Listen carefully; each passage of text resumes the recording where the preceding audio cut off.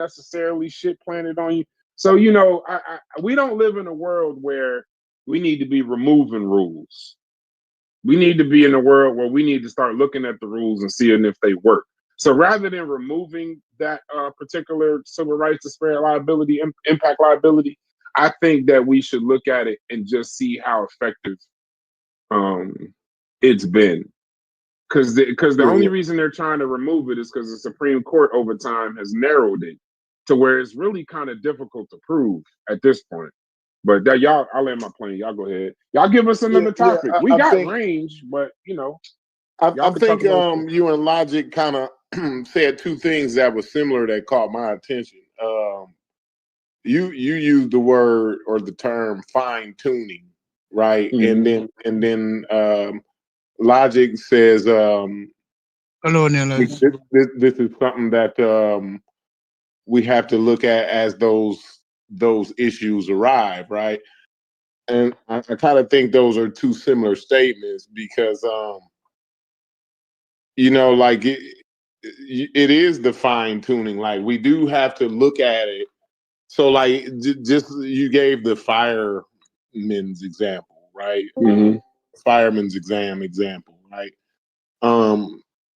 Like that's a case where, you know, now we go in and do the fine tuning. Like this is come up. This is something that come up, right? Like Logic said, this case has come up, and then I don't know that, you know, oh, we gotta, you know, redo the whole fire department. I don't know. As you know, I'm not that smart to even suggest something like that, right? But what I'm saying is, what we need to do is we need to go in and do the. You know what I'm saying? Like, what is it that?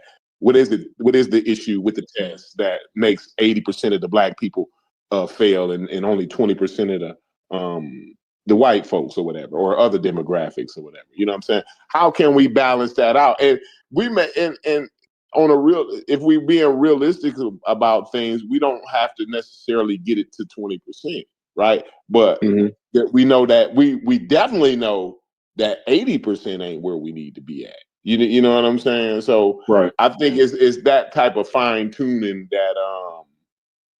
that has to be done. You know what I'm saying? Because it's a whole system, and we don't even see it all the time until a lot of the times it's too late. You know what I mean? I think, you know, people kind of said things about the standardized testing, but I think that's a kind of more modern, newer thing. You know what I'm saying? That we just now finding out. You know what I mean? But Corey, I had girlfriend who used to write tests. A test question is not as simple as it look. A simple test question. When even if you're teaching maths, or let's say you're teaching English, sociology, or any subject, and you're writing a test question is one of the hardest things for a teacher to write. I hope any teachers in here will disagree with me, because you have to take so much things into consideration when writing a question, that when this person read this question, what do they see mentally? What are they thinking? What kind of emotion or thought does this question agitate in that person's mind? It's scientific. So when people are writing questions for years, they understand who they're writing the question to. I dare anybody to just type in ChatGPT. Any teacher will tell you it's difficult to write a question. And we look at the broad-based test that they issue out. These persons' approach to writing these questions have been fine-tuned to their audience, to who learn what, to who know what. Because the teachers that you have growing up allow you to clarify how you think and how you approach problem-solving situations. So if you never have a problem-solving teacher in your schools, which we know certain schools are affected by that, when it comes to test time, these questions are going to look like alien questions. But stupid. Yeah. Stupid. So, but I'm not saying. I'm just saying, like for example, walk with me for a second. Mm-hmm. So I looked up. I want to stay on the fine tuning piece also. So there was a case in '71, Griggs versus Duke Power. It was the landmark case that created the doctrine. Mm-hmm. So this is essentially when it started. It says a company, Duke Power Company, required a diploma and a test for promotions. Mm-hmm. This blocked black workers, even though the test had nothing to do with job performance. So the Supreme Court said it was illegal, that it's a neutral practice that disproportionately harms minorities. Employers have to prove that it's job related. There was another case in '75, Albemarle Paper Company versus Moody. I know we boring y'all now, but y'all said we didn't have range. So now we're gonna have the conversation the correct way though. So this is legal policy and this is the shit I like. So Albemarle Paper Company versus Moody, 1975, white supervisors gave subjective job ratings, disproportionately hurting black workers. DIL applies to that. Selection procedures must be tied to business necessity. Y'all can look up Connecticut versus Teal, like the color, 82. And then you can also look up Texas Department of Housing versus Inclusive Communities Project in 2015. But now here's where it failed, though. Washington versus Davis. There was a DC police entrance exam. It flunked many more black applicants than any other race. The court said the Constitution's Equal Protection Clause requires intent, not just impact. And in that case is where it became narrowed in '76, where the Supreme Court, it says huge narrowing. It now means that DIL applies to statutes like Title VII, not directly under the Constitution. So then every case, if y'all understand precedent, now every case after '76 had to fall back to that precedent. So you got Ward's Cove Packing versus Antonio in '89, where it says courts raise the burden of proof for workers. Plaintiffs must pinpoint exactly which practice caused the disparity. So you see, like they're going through a fine tuning. So the biggest win for the case is probably Griggs '71. That pretty much established the DIL rule. But the biggest failure is still alive. Don't get it wrong. Like in 2015, they had the all-inclusive communities. But the reason why I say it needs fine-tuning is because now, even with the way that it is, the bar is too fucking high. And to be quite honest, the businesses that you're trying to fight, they can just call it, this is a business necessity and win the case. So I think rather than trying to get rid of it, I can see, this is where, because we don't do the checks and balances that I like to discuss all the time, we don't do the things to bring these rules to relevance today. What happened in '72 might not be relevant in 2025. The law may be, but you got to fine tune it. So right now, I think we need a situation where we could stop the systemic bias. I fully agree, but you need more clarity on, because I don't even know how you can prove in court unintentional impact. I don't even, that would almost, I'm not a lawyer. Maybe one of y'all can make me understand it, but if it doesn't make sense, that it seemed like the Supreme Court has narrowed it so much that it would be hard to actually prove, are we intending this, or are we, is this just a test for my job? If it affects a whole bunch of blacks or Spanish or anybody, it could be LGBTQ, it could be Asians, it could be women. Remember, civil rights is not just black. Civil rights is any, what is the damn word? We just said it earlier. Any marginalized group, similar to DEI. It's not just a black thing. It's any marginalized group. Go ahead. All right. What eliminating this will also eliminate that one black person at corporate or that two black person at corporate that you see. Because in order not to enforce this, many corporations will promote one or two black persons to higher level that they can say, look, we are not being systematic in our approach to deny anybody. We're in compliance with the law. Other people have passed the test. Henceforth, that's why you see Darnell Johnson at a corporate level. But if we look at the reality of the situation, why is it that most corporate organizations, and you're a corporate person who with a board of 16 people, will only have 1 or 2 black persons in most cases? I have yet to see in a company, when I look at the corporate level, have 4 black persons at corporate level. I've never seen that. Then you're not looking. Which company? You're not looking. No, but go ahead, finish your statement. Sorry. I actually go get you 20 companies. Is that we're not? It ain't. Sorry, my apologies. My apologies. Yeah, we're like like 20. I sit on some of these companies that you're talking about. My father, the people I know sit on them, and it ain't just. It ain't. And it's like this. It ain't 10 of them with 10 black people on the board, unless it's more of that company. But I mean, we got black people. Shout out to the brother. I'm gonna take 2 seconds. Shout out to the brother at Red Lobster that just took over Red Lobster, doing a fucking amazing job. No. I'd like to do a show specifically on him. Where that guy he took that company over. That company is about to go out of business. They installed a young black brother that's infused major energy into it. So that's an example right there. But good. When I saw Red Lobster hire him, just like how American Express did hire the other guy, the CEO. When I realized that when these companies are facing dire strait and need savior, they vote for Obama. You might not like that analogy, but it's true. Jesus Christ. Go ahead, brother. I'm listening to you. Go ahead. I'm not going to anytime these Target, I'm going to bet. Anybody want $100 bet? Anybody want $100 bet that the next CEO of Target is going to be a black man? I'll take that black woman. Anybody want that bet? I'll take that bet. All right. Target went under. Cracker Barrel. Cracker Barrel is going to have a next one. Anytime these people realize that they're in deep strait and need to save the company, here come the Black Knight to save the company. But that is what we face now.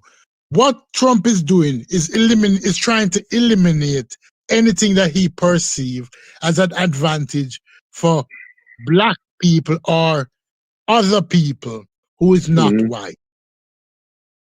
It doesn't matter with the women, because the women might talk anything. They only complain because, as somebody said, as Malcolm said, they were in the heist, but they just didn't like the share. When the profits were cut up, they didn't like the share, right? I'm going full black. They don't care about the collateral damage. Right. I'm going full black knowledge. That's the part that that people don't realize. CPs. Let me talk. Let me give a little bit of realness in here, right? See, what they doing is feeding their racist base some red meat, right? And but in doing that, right, it's a section of the white population that's gonna suffer. You see what I'm saying? But they don't give a damn. They willing to allow that collateral damage. You see what I'm saying? Just to satisfy the racism, white supremacy. And the racism, white supremacy maintains and conserves the billionaire class.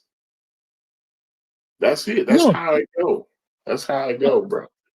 I tell people this. As a person who's very observant, America has never been successful at anything without black people. Not all. When it comes to the wars, nothing. They've never win a war without black people. And they might tell you, they might hide them from the general public, where they want to be when they were getting ripped to shreds, crossing from England to Germany. The bombers were getting ripped to shreds. They were losing hundreds of pilots. They had to run to black people to save them. where they want to be Patton, who was being held and being the white soldiers being slaughtered. They couldn't break through without the black battalion. Where they want to be the civil war, they couldn't win it without black soldiers. It is built on black people, but they don't recognize that. And they're trying to make it more invisible that the average African American, when they ask him, did you know that America today, the glory shining light on a hill, is built on the back of black people? That every step that was taken could not be accomplished without black people carrying everybody on them back. Black Americans paid us FBA. That's why I call them black people in this instant. I don't want anybody to misconstrue that stupid is saying black people internationally. I'm talking about American black people build this shit. But you wouldn't hear it. You don't hear it from anybody. They act as if it's all white people. It's that black people is only a thing, a pinky on the hand. When black people is the actual thumb. Okay, who said okay? No, sometimes like when it takes you so long to get to your point, it'd be hard to actually figure out where I you're finish. in there No, I so said long. okay, but I was talking Right. to my wife. My fault. Go Okay, ahead, Logic. yeah. So go ahead, Logic. Yeah, so I think us in particular we discuss our particular relationship that we have with oppression here in America, right? And because of how it affects us personally, we have a relationship with it.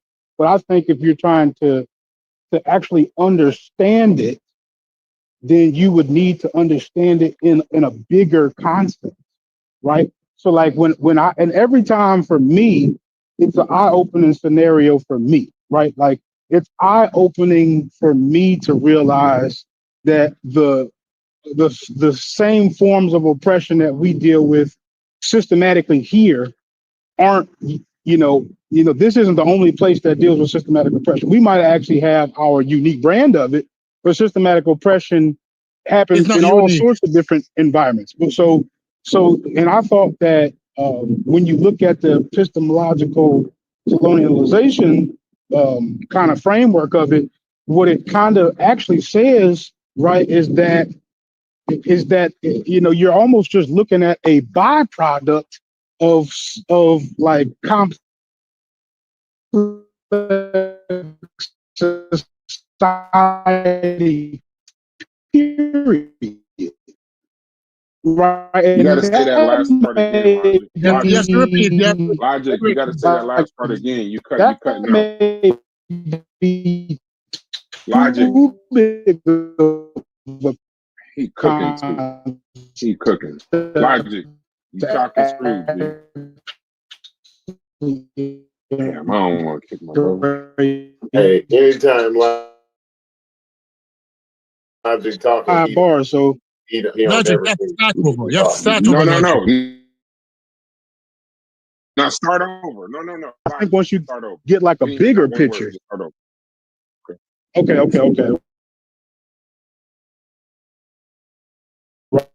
Right. So we have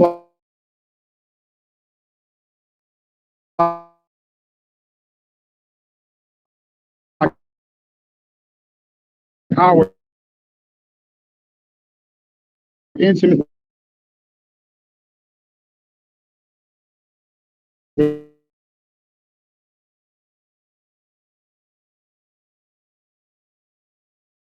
relationship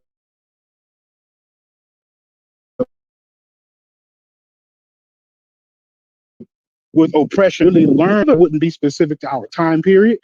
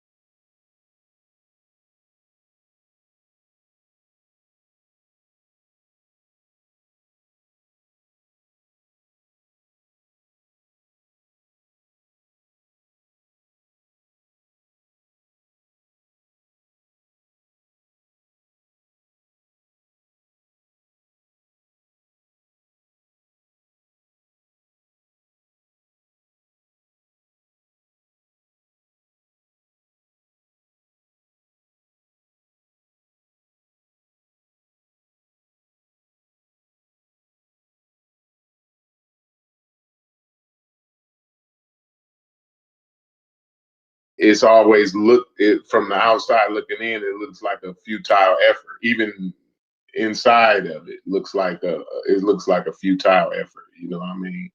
Like there's nothing we can do. This is what it is. Like you say, it's a byproduct of the system. It's not necessarily somebody like doing it, right? This is just what happens. You know what I'm saying? So yeah, I hear what you're saying. I hear what he's saying, and he's right. He's right, because if we look at it, what Trump is doing is on a micro level. It might feel like a macro level, because to the billionaire class, nationality and race don't matter. What matter is that you have people who you can suppress and extract resources from and put them in a position that you need them to be in. So if you need a laborer class, people who's going to do those jobs, that the most undesirable jobs, you have to decide who is going to be your labor class and how we're going to keep these people at that level. So although those people aspire to greater situations, and the law used to protect them, that they could aspire to those greater situations, we are going to remove these safeguards and let the chips fall where they may. So if these safeguards were protecting one group of people, but we don't need those group of people to aspire to that level, we're going to remove the safeguards. And it has always been done. So these laws are safeguards to protect people, to enable upward mobility and remove a class system and a race system, that your class is no longer determined by your race. If I remove these safeguards, then what will happen? The chips will fall where they may. Trump is just playing, when it comes to Donald Trump, he just playing 3-card money. Yeah. You know what I'm saying? Like he's looking over here while he's doing this over here. You know what I'm saying? The sleight of hand act. You know what I mean? Like, so the museums and all this, all of these different little things he doing, right, is all a distraction, right? But he know his base is racist. So like at least he gotta give him something. Like, so let's start fucking with the museum, the Black History or the History Museum, the Smithsonian. You know what I'm saying? Like, I just think it's a lot of distractions. You know what I'm saying? I think. But why is he distracting people, Corey? Why do you think that he's distracting people? So that he can distract somebody. Because he a pedophile. No, but not only because he's a pedophile. It's because no. Hey Corey, before you go down the streets, you gotta let me go. Yeah. You gotta let me. You gotta say something. So I get out. At least let me get out the car. I'm not fucking around, but I'm not. But go ahead. Corey, that's not the reason. What's happening now is that if you look at it, the billionaire class is no respect of nationality. Nationality don't matter to a billionaire because he can live anywhere he chooses. So although he's American, that's the real reason, Stu P. You're right. I just was bullshitting. Yeah, but yeah, nationality don't matter to a billionaire. Anybody who tell you that, but they doing what I complain about. This is what I complain about every day. Y'all should know this. What they doing is redistributing the wealth. Right. They redistributing the wealth even further than they was. So they're gonna steal they finna steal close to $200 and something trillion. Right. It don't matter worldwide. Worldwide. The Arab who is a billionaire he can live in England. He has houses in England. He has houses in London. He has houses in New York. He has houses in LA. He has mansions all over the world. Because nationality don't matter to those people. But people tell you, the American billionaire with the house or the chateau in France and the $300 million yacht, it don't matter to him. So when people say he's American, that don't matter. All that matter is that we're going to use this system to subjugate many people, irrespective of race, and we're going to extract every drop of blood from them. Mm-hmm. I got a question when you're done. It's gonna fuck the whole conversation up, but I'm in that kind of mood right now. Yeah, fuck the conversation because I'm ready. So what is exactly Pan-Africans' plan to solve this? What did I say? Something? Did I say something wrong? I apologize. Did I say something silly? Oh wait, am I being silly? Am I not in that conversation now? Okay. This I apologize, this is mine. Corey. I didn't know this. I didn't know. No, you're right. You're right. No way, Pan-Africanism talking on this level. It's the you know what I mean? But this is the level right that we need to be at. Brass, you're right. Brass, but what you're asking, the question what you're asking is, what is black people plan? What future? That ain't what I'm asking. No, that ain't. You're asking that question indirectly, but what is have separated black people from Pan-Africanism. Okay. See, here's the thing. Stupid. That was but Brass. No, hold on, like, and then cut me, like, give me 2 seconds. Because when I tried to say that it's a whole bunch of different Pan-Africanisms, now you saying it's black. But not even 45 minutes ago, I had 15 people yelling all at once. It's African. I've always said that they're black. It's this. No. So I'm always saying that if you say Pan-African, you're saying black. If you say the Organization of African Union, you're saying something else. Hey. So, Brass, when you were checking it out, did you? I'm just gonna tell you that, the sense, right? Did you get the sense of how racism would just fit within a much broader thing? You get that point when you read it? Yeah. Yes. Okay. That's all. I think it's the racism that we don't even talk about. Most people, if you ask them about if you ask them about the impact, if you ask them anything about DIL, they won't even know. They think that racism is the police brutality, is the this, that, and the other. The actual racism that black people face every day that you don't even see. Your child gets it when he goes to the public school in his area, the lunches, the food deserts. You don't even see those kinds of things. You don't feel those kinds of things because we constantly got all these goofy ass elders talking about the dogs and going to the bathroom and all of that shit. Like, that ain't got nothing to do with the racism that we face today. That's why it's like, well, the racism back then is different to the racism now. No shit. But at the end of the day, we still face some pretty severe racism. Like, for example, Stupides, I don't like to get into, the comparisons, but when we start talking about, one of the largest wealth builders, Corey talks about wealth. And he talks about how they're going to redistribute the wealth. Well, most people, broke people or people that don't have much financial literacy, don't understand that the majority of any American's wealth is home ownership. Mm-hmm. It's home ownership. So when you fuck us over in the appraisals, you fucking us over in the redlining, you fucking us over in the mortgage lending, you fucking us over every step of the way to by the time we get a house, we damn near just getting the house that you allowing motherfuckers to get, even though you got the same qualifications, probably more salary, and a better candidate. I would say that's about as vicious as any racism as there ever been. Because if black people don't get into home ownership, if we don't get into that kind of wealth game, you can't even really participate in wealth from a fucking apartment. You can't participate in the wealth game in the United States without equity in a home. Not in a real way. And let me tell you this, Brad. Let me tell you Corey, this about what you think. My last sentence.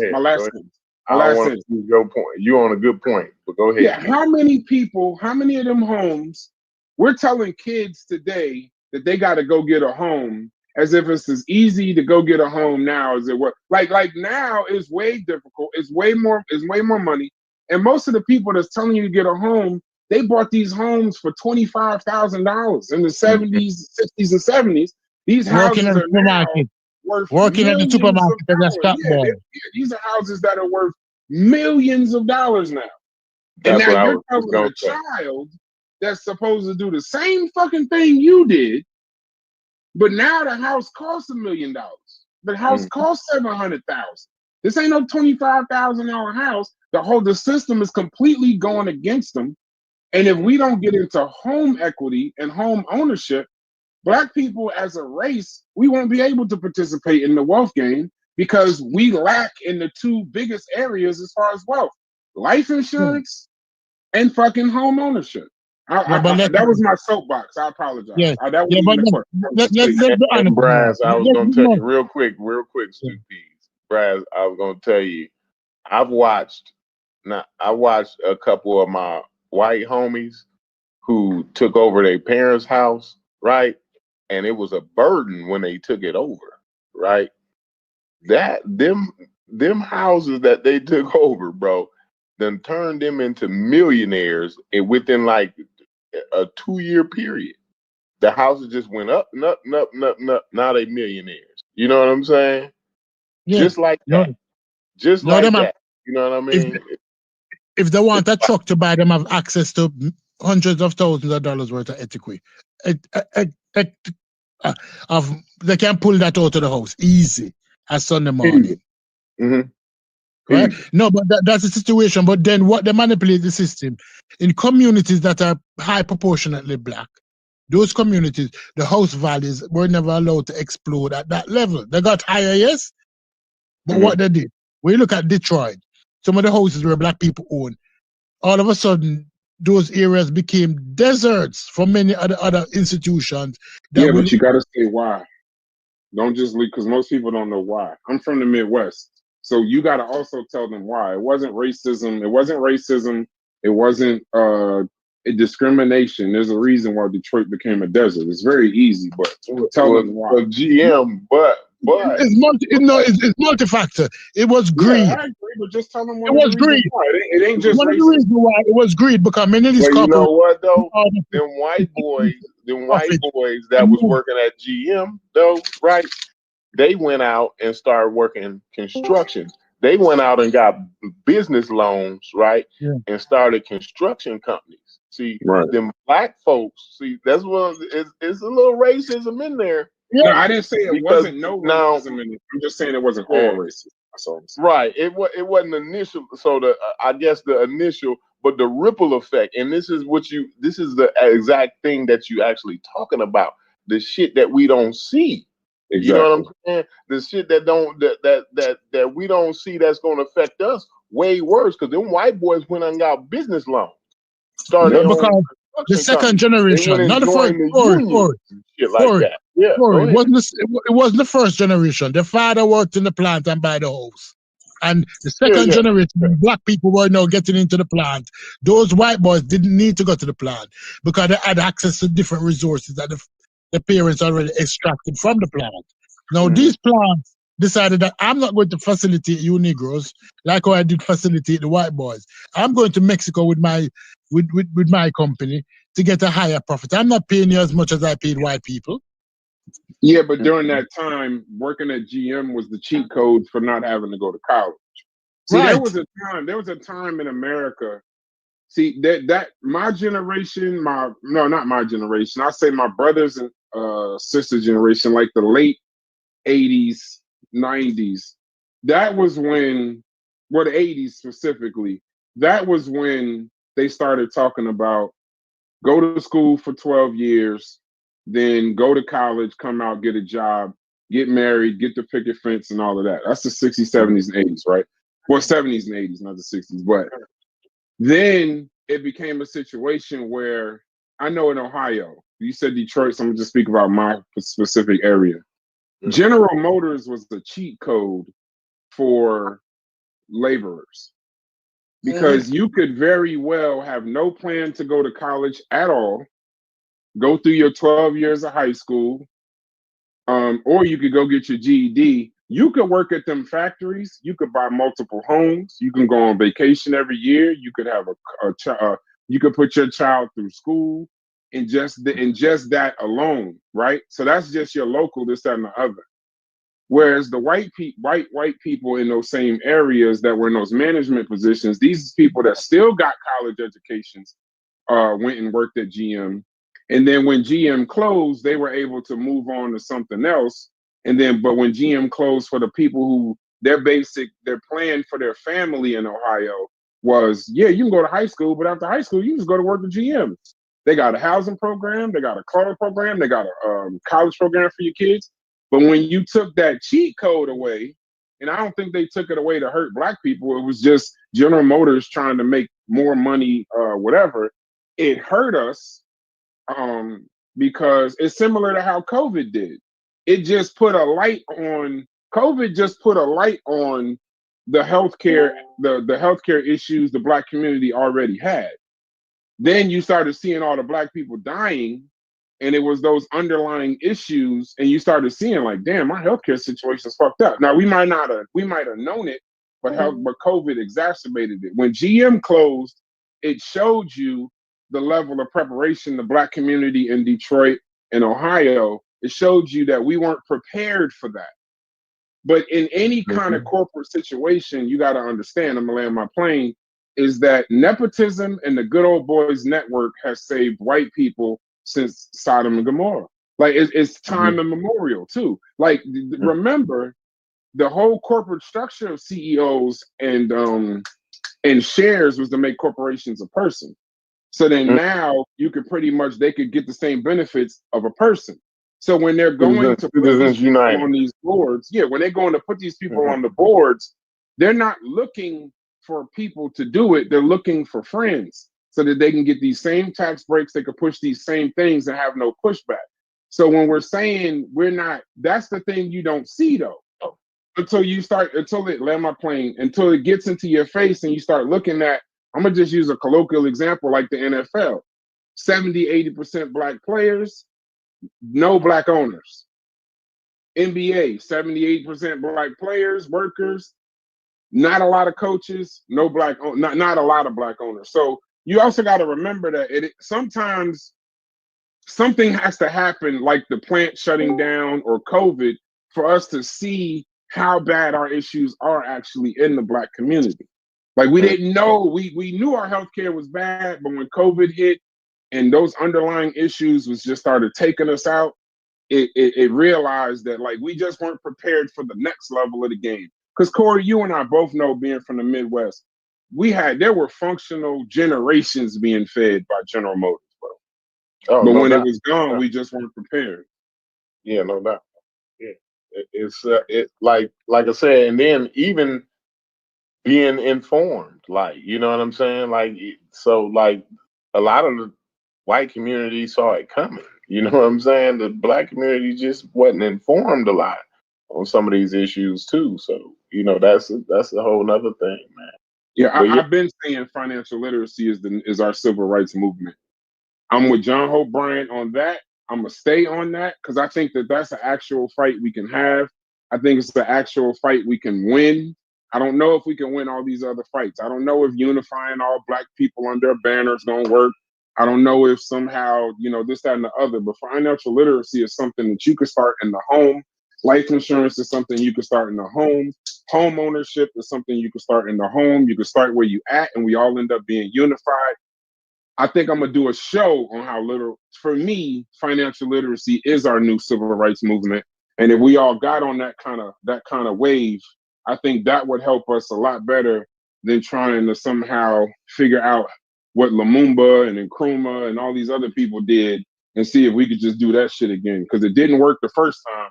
I don't know why we're still trying to do the shit in 2025. Did anybody find out about the scandal that happened? I think also in the fight, in the civil rights fight is unionizing, right?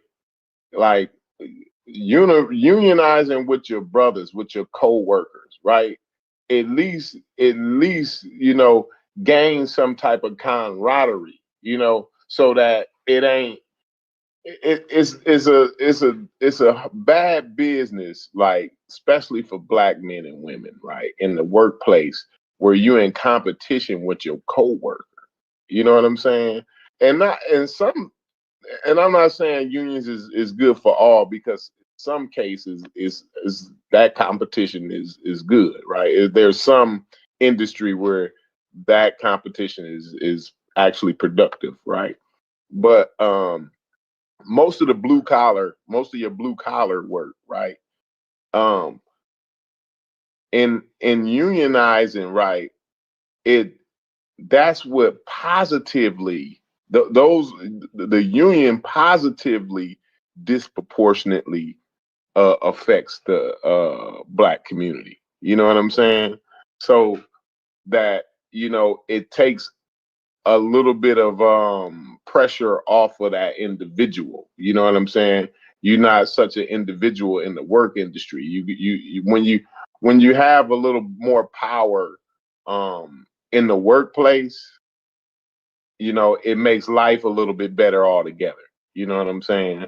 So I think we know not enough people talk about that part of it. We talk about a lot of other shit, you know what I'm saying? But the fact of the matter is most of us spend most of our time at our workplace. You know what I mean? Like a lot of us spend more time at the workplace than we do at home. You know what I mean? So, that's the place, that's where you start at. You know what I mean? The place where you get your money, your livelihood. You know what I'm saying? I think that's where the fight is at. Once you get control of your industry or your sector, whatever sector it is you working in, right? The control and having some form of power and say so, right? That kind of bleeds out into the rest of your life. You know what I'm saying? Because now you have a little bit of time, right, to get other shit together, to be involved in other shit. When you got your money together, right, you can focus on different things. You know what I'm saying? So I think like we need to focus on that workplace. You know what I mean? What are we doing? Because we getting the jobs. We can get the jobs. Black people in the past few years, right, there's been record low unemployment now. In this administration here, shit's going south, right, pretty fast. But I'm saying, like, when I go out, I see Black people out working. I see Black people doing all of the jobs that make America function, So with that, I'm saying having the power in the workplace, right? That's where it starts at. That's where your power starts at right there. You know what I mean? Where my challenge would be for the unionization, I apologize, I'm cooking. I hope somebody else could talk. I'm cooking now. But my only issue with the unionization, Corey, is that I think personal financial literacy is something that we can control more than something that a president or a vote can be removed. Because I fully believe if we all got behind that plan, it would definitely be effective. And I think it would definitely be the first thing that they would motherfucking put a fight on and try to remove. Versus if you just got personal, the one thing we don't suffer from, well, I won't say that. That's too broad a statement. The one thing I do know is we might have an issue with access to capital, but we do have access to some capital. We do have capital, but it's getting the access to more capital. I think if we could just figure out, even if it wasn't even like a thing where everybody had to make more money, I think we could still be in a better situation because we will be able to do with the money that we have, just make better decisions and put us in a better place. And I think that that's something that you can't executive order out of office. I've seen them, and you and I both know that they attacked the union as soon as we really got involved in the game. You've seen they attack those fucking unions, and I hate it. The Right to Work Act is kind of really.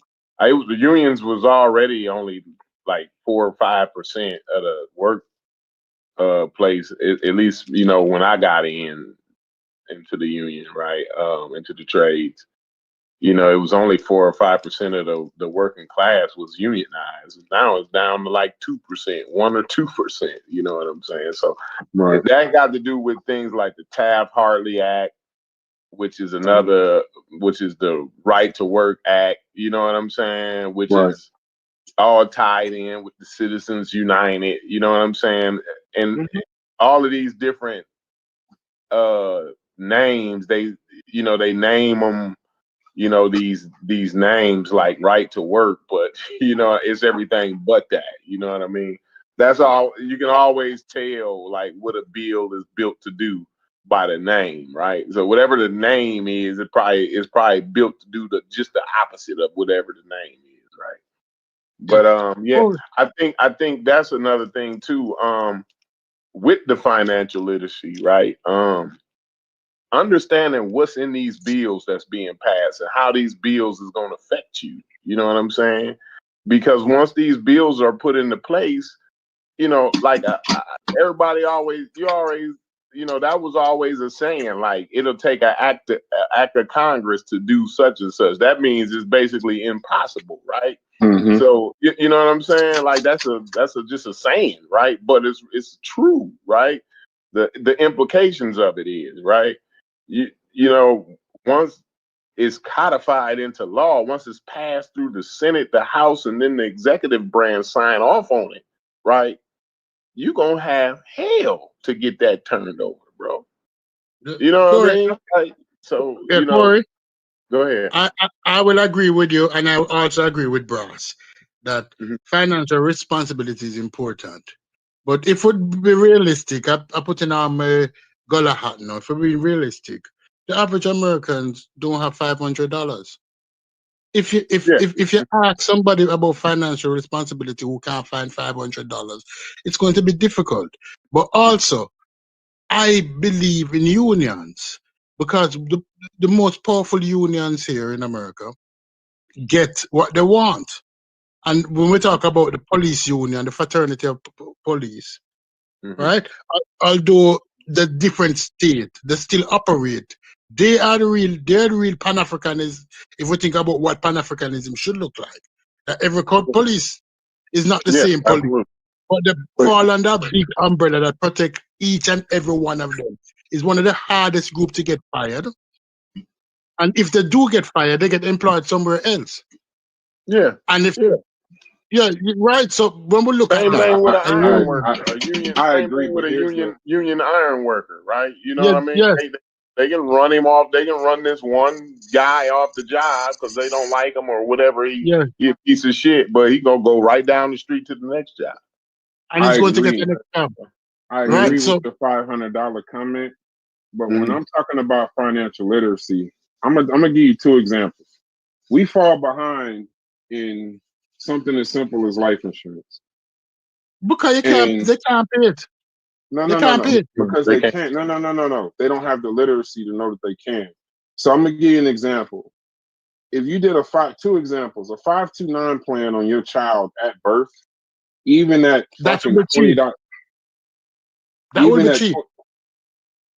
Even at $29, even at $20 a month, and then you throw some extra in at holidays and this, that, and the other, you effectively could start your child off at 18, 19 years old with a fully paid college education, or a business that they could take the money and invest in, or a home. Another thing that people don't understand, I mean, they could just a start. You know, they start off with a closing, with a this, that, and the other. But that's a separate conversation. The other part is just as simple as something as life insurance. Now, people say they don't have $500, but they do have 20. And for everybody saying that Black people don't have $500, I would like for you to look up how much we spend yearly. So we have $500. It might not be in the bank, but we got $500. So a life insurance plan for, I don't know, 7, 8 year old, whatever, this or another. You put $20 life insurance, term life insurance. You can get into index life insurance. You can get into universal life insurance. You can get any kind, but I'm just talking about specifically term. A $20 life insurance policy on a child that he can then maintain when he turns 18. You're talking about you can get damn near $600,000, $700,000, $800,000 worth of life insurance. Now, the Yeah, reason but why something like that, Brad, hold on, let me cut hold you for a on, second. Let me hold just on, cut you before. hold on. I'm Yeah. only got 30 more seconds. So my Mm. point is a lot of times when y'all think, not y'all in here, but people think, well, white people got this and white people got that, white people got this. Well, if you look at the statistics and you look at the study and you look what's behind a lot of the Caucasian, European, whatever y'all want to call them today, wealth in the United States, is simply that when their people die in their family, they're passing down a couple $1 million. They're passing down estates. So it's not that this motherfucker that got all the money is so brilliant or he's intelligent. They bought the plan for the motherfucker before he thought about it and kept it going. So it's really just life insurance. That's a big wealth transfer. And then on top of that, it's a home transferring when that person dies versus minorities and marginalized groups in situations where when you die, it's a fucking fish fry or a GoFundMe. Or there's no wealth being passed, there's debt being passed down. And then on top of that, it's an apartment, not a home, being passed down. And then we add in all of the civil rights, the redlining, the appraisals, and stuff like that. So the one thing I don't want to do, Stu Peas, and I'm doing this on purpose. I know we got a lot of excuses that we can make for our people, and I'm all for it. But we do have to sometimes just call a spade and literally say there's some things that we can do without trying to unify with the entire globe. Y'all go ahead. I agree with you, Brass, 100%. You have not said nothing wrong.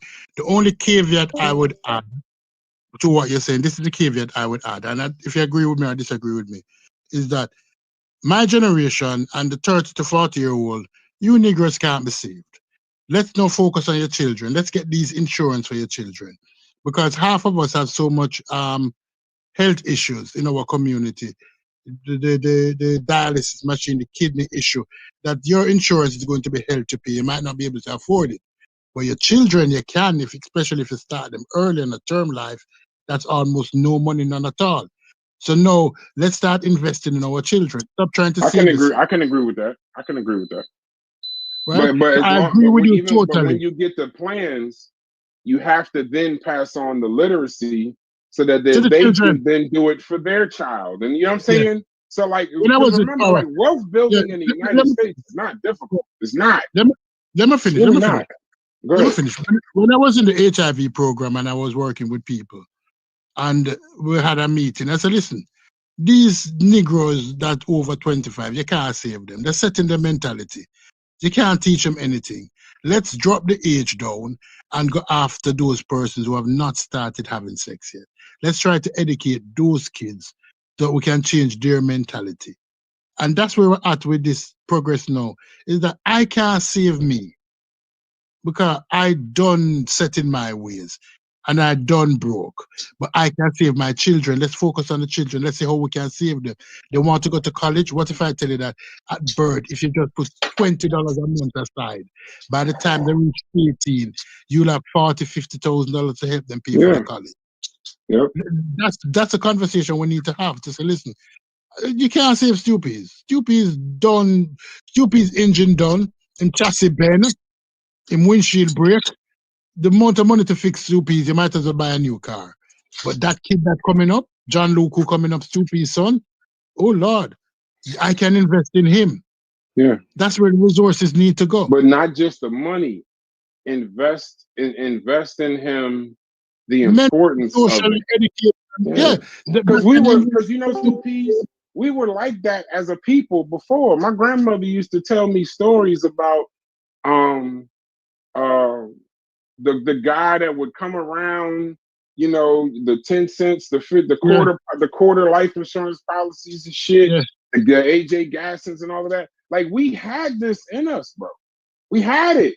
It's just like, and that's why I was talking to C-Dot in the chat. Shouts to him. I love that he joined our server. But even Martin Luther King realized with the civil rights, we could sit here and talk about the spirit of civil rights all day long, but even Martin Luther King realized after the civil rights bill got passed that without economics or without any kind of economic justice, the civil rights damn near don't fucking matter. Because we're still, okay, now we have the rights. Now what? Are you going to let it, are we going to have the same rights in home ownership and wealth ownership and the corporations? Like, all right, where's the economic justice? Okay, now we can go to the same bathroom and ride at the front of the bus. Great. But even he admitted, hold on, wait. Even he admitted that's why his next march, I don't know if that was literally his next march, but the march I'm speaking of after the civil rights was the poor man's march. And even he realized this is not a black conversation. This is now a wealth conversation. This is the poor people, all poor people. It wasn't just black people. There was a situation where he saw the government was just taking advantage of everybody, and we need to address it. And the funny thing is, when he was doing civil rights, he didn't get killed. As soon as he started talking about poor people's march and making sure finances was in the hands of all people, he got shot. So it seemed to me that this whole game wasn't about race and civil rights. You can't fuck with them. You can't fuck with them economics though, because as soon as you start fucking with them economics, you gotta go. You realize that now it comes full circle to the question you asked originally. You realize that statement that you just made turn the conversation full circle to the laws that are being eliminated to protect people. Because it has always been about economics. Black home ownership is at the same percentage it was 60 years ago. People who own home, children are more likely to home own. People who don't own houses, children are more likely not to own houses. It's part of the system that's in place. That is systematic racism. Why is it that it's the same percentage that home ownership has not increased significantly among black people over the last 50 years instead of increase? Because it's common sense. It's the system that's in place.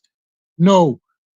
The only thing you can do is educate people. And how you educate them, going back to what I used to do, is you tell them to listen. I can't save you, but I may be able to save your children. You don't matter in the whole. You don't matter. You and I don't matter in the whole scope of things. You don't work hard for yourself now. If you were working only for yourself, Brad, you could stop working. But you're working for who? Your children. For my grandkids. Yeah. Right? So therefore, that's the message that you tell black people that, listen, I can't save you and you can't save me. We're drowning. We don't take our last breath yet, but we're in the water. But we can hold the children higher. And this is how we can start with simple things. But many people don't want to hear that message because they're competing with the children. Can I say something? They're not just competing with their children. I'm going to say something that's going to be radical. Don't give a damn. Most people see kids every day and say they love them. But if you look at their actions towards their children, they don't give a fuck about their kids. When you die, you leave them with all kinds of fucking debt. You're not even attempting to use the tools. That's what I mean by the literacy. Because I gotta assume that most people don't fucking know. It's inexcusable for a child at 18 to not have a good start. To not know a 529 plan, to not know Let's make sense. It's stupid. So I gotta believe that you love them because you saying it, but you damn sure ain't showing it. And I'm paying attention to the action.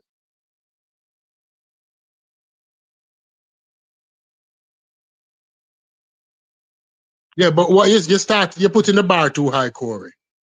It's inexcusable for you to have a 12-year-old who can't read properly, who can't read at the level of a 12-year-old. Start simple.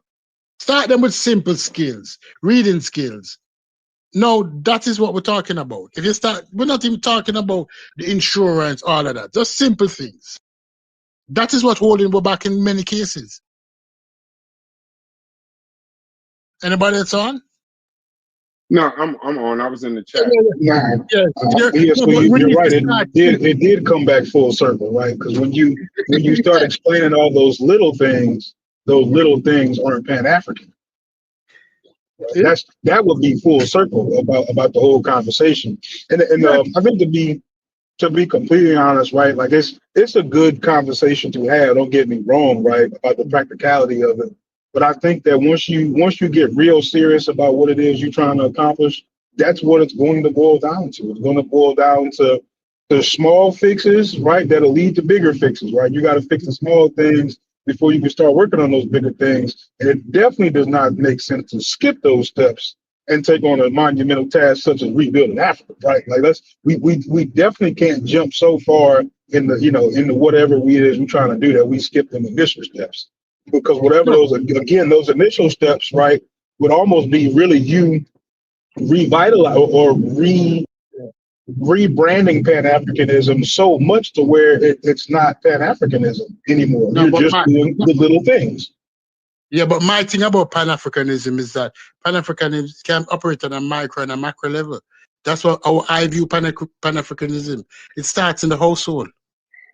If you can look at your black son and say you want better for him as a black man, Stupid or your black daughter, Pan-Africanism can't start in the household. You can't of be course it starts born there. during That's where it Pan-Africanism always and not started. be familiar with Pan-Africanism. Like that don't No, even make sense.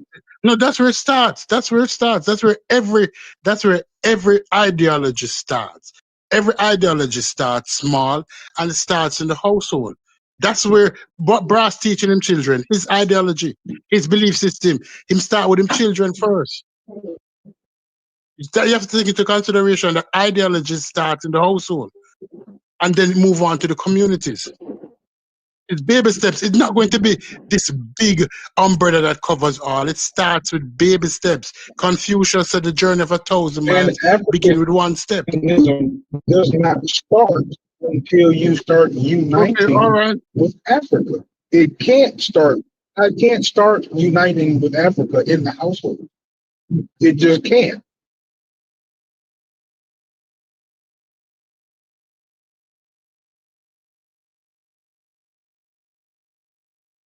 Yeah, I mean, otherwise that's just romanticism. No, I just I don't know. I have my own thoughts on the Pan-Africanism. The whole conversation now about why we don't look at someone in the chat. Let me see. Babylon makes a good point too.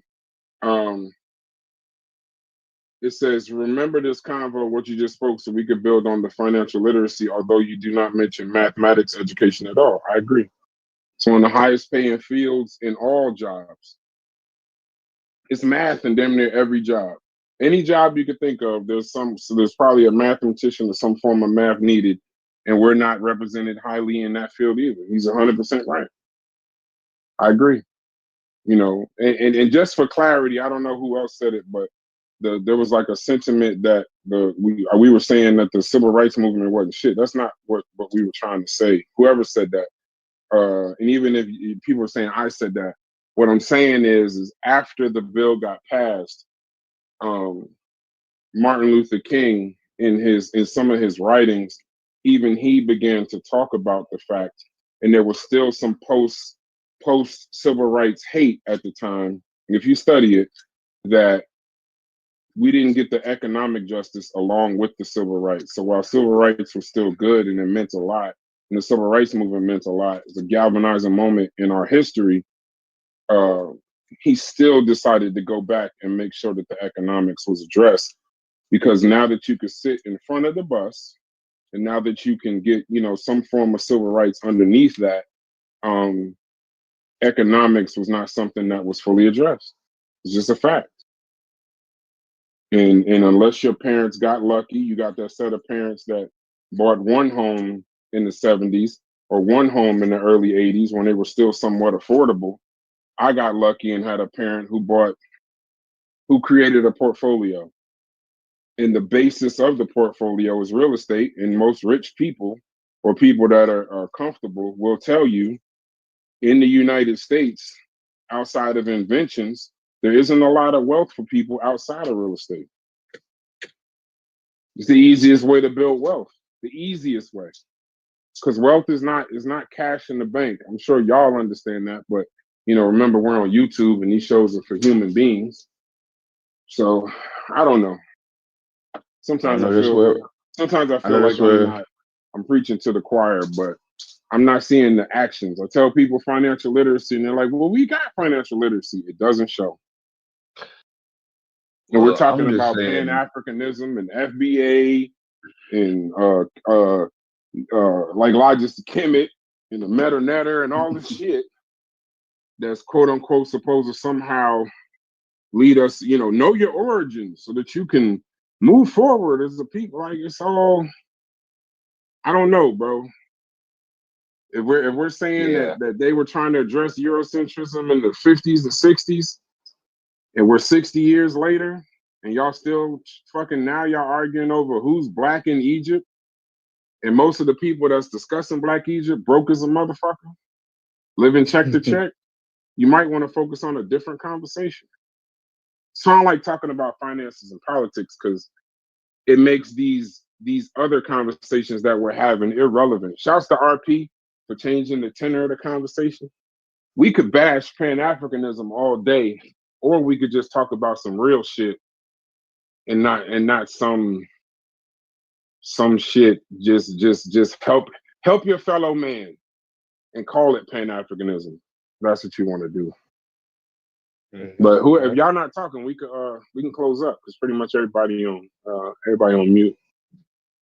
And now I'm just talking. I think I'd love to hash it out, man. Maybe we done exhausted ourselves a little bit, but like I think there's not much more there. You know what I'm saying? We really would need somebody like C-Dot, somebody with all that passion and fervor for it to get us into the future, so we can actually figure out where are some potential road bumps in what he's talking about. But as far as like just the concept alone, like just concept, right? Like everything we just using your imagination at that point. I just feel like we tend to think so far ahead that we ignore some of the potential problems with this particular plan, right? So like I remember when C-Dot was talking earlier, he basically was like, I don't even want to address these potential problems, right? But you would like for us to consider that you have a serious plan. See, that's an oxymoron. That's got to be a contradiction of some kind right there. You got a serious plan that you want us to follow, and if not, we Uncle Toms and Coons. But when we ask you, hey, what about this part of the plan? No, don't ask about that. What the hell? Or what about the? I think it's a problem with us always. My bad, Smalls. Go ahead. No, go ahead. Well, yeah, I think it's a problem where we end up holding the bag per se. You know what I'm saying? Like, all this Pan-Africanism. Like I said earlier, bro. Like history tells me, right, as far as African Americans go, we need to see something first. You know what I'm saying? Before we do anything with anybody, right? Let's figure out how we gonna benefit before anybody benefit off anything. You know what I'm saying? So that's kind of where I'm at with the Pan-Africanism. We can cut the check, Africa. That's where I'm at. Cut the check, Africa. Then we can talk after that. You know what You're I'm saying? murder. Reserve some of that land. Just cut off a section of land and say, come get it. You know what I'm saying? And then we can do some then we talking Pan-Africanism then. You know what I'm saying? That's the reason why earlier I don't even want that land. I called it. Come on with it. That's the reason why I called it. Don't. Hey, Mama said don't turn down nothing but your collar, boy. You better cut that shit out. But boy, that's the reason why earlier I said this shit was nothing but birthday cake, and it's a bunch of feel good bullshit though. Because not only number one, do you not want to address what's gonna come? You see what I'm saying? Like how the fuck do you? Or when it's stupid, this is no knock towards you because this was your take on it, is that it's only an ideology. I mean, that's fine. But it's like if I say that's all okay, as an ideology, I just don't really see where, I don't find much value in it. I don't see why I gotta be all kind of coons and sambos, but now what I will do is stop, and I said this before this conversation, I don't like to blanket all Pan-Africanism is bullshit. I did that today, and that's only Lord, can I because ask you a T-Dot question? asked Can I me. ask you a question, Y'all Lord? gonna But get that's killed. only. Y'all Go ahead. really Go gonna ahead. get killed on this Okay. Pan-African conversation. No. Let Yeah. me ask a question because Uh-huh. it's about expectations. Because everybody's saying that they are not Pan-Africans and they don't see themselves as Pan-Africanism. All right. Let's say your Pan-Africanism, as you defined it, is unification of Africans with all black people. What are your expectations? What would you expect Pan-Africanism to provide? Let's hear it. Because Shouts to many Psycho persons are Patriots. against something and they That have would unrealistic be hard for expectations. me to answer. Yeah. No, it's a Well, I guess I could. question. I guess I could. It would be something like Haskell had mentioned earlier. The attempt to, the ability to leverage off of one another to get different goals accomplished due to our unity. To me that sounds like something tangible. You know what I'm saying? I could go for that. I don't see how the fuck you do it, but I mean, it sounds good. I don't know how it's gonna work in practice, but like that would be my sort of It's only one way Pan-African can work for me. You know what I'm saying? Yeah. Like, Yeah, you that's it. Pan-African your work by expectation? cutting off, by slicing up some of that land. That's how Pan-African work for me. You know what I'm saying? Then we can do, because like, it's like Stu P said earlier. It's like Stu P said earlier. Is America slicing up land for you? I'm glad you're back, C-Dot. No. Yeah, Don't ask the question yet, Cedar. I want to hear what are your expectations. Tell them cut a check. I'm saying, like, is America cutting you a check? It's like Stu P said earlier, right? Everybody come for the African American to get your shit jumping, right? I don't see that. I know you came in here to kill us, but let them get their shit off and then pull your gun out. Yeah, I'm gonna answer. See that I hear him. Like, he chomping at the bit. Go ahead, what's your expectation? He either on lunch or he just got off work, so he ain't playing. Oh yeah, I'm off work, but I'm muting. I'm muting now. Yeah, mute Cedar. Let me just address this and I give you the floor. Because everybody's anti-Pan-Africanism. And they know everybody's saying that. Let me finish. Not anti. Everybody's saying that it's not going to work or it's not going to do. And you ask them to just verbalize what is your expectation. If I'm anti-marriage, I can tell you why I'm anti-marriage. But just to say I am anti-something, and I said to you, what is your expectation? What expectation do you think that Pan-Africanism would not be able to fulfill? That you're so against it, or what you want from Pan-Africanism? That's a question I'm asking. I wouldn't even know how to answer the question because I just don't. I don't know. It probably not. Did you get my answer? No. Let me go in one step. Then that is a situation then that I close the wealth gap. I'll say it for y'all. Close the wealth gap. All right. So you expect okay. Because let's be truthful. As I see it, as a fan of history and a fan of past history, I understand that when we address Pan-Africanism, we're asking countries to cut checks for resources that they don't even control on their own. Pan-Africanism is not an overnight system.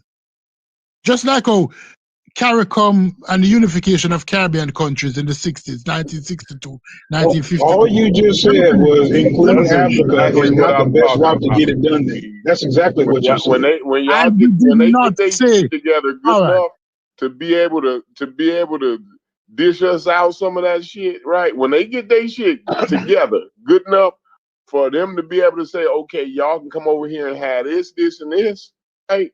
Then we can talk about Pan-Africanism.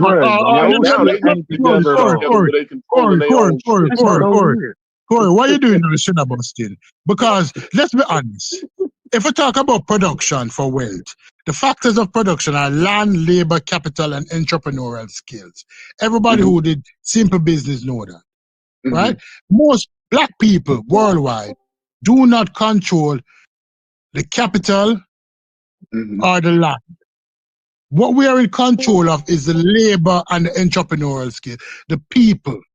Pan-Africanism seek to strengthen the people and their ideology in order to facilitate becoming the landowners and using whatever small capital they have for their own development.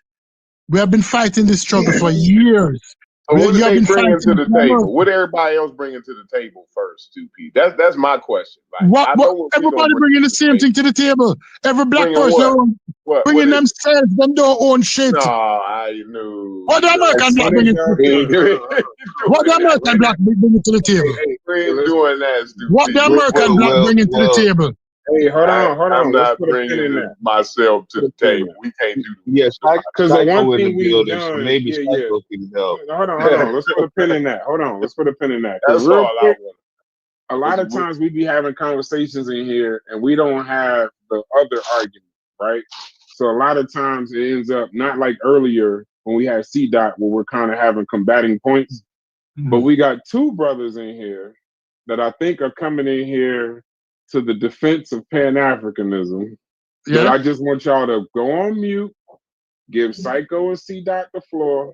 Just listen. We all been talking for a long time. Most of y'all need to take a break.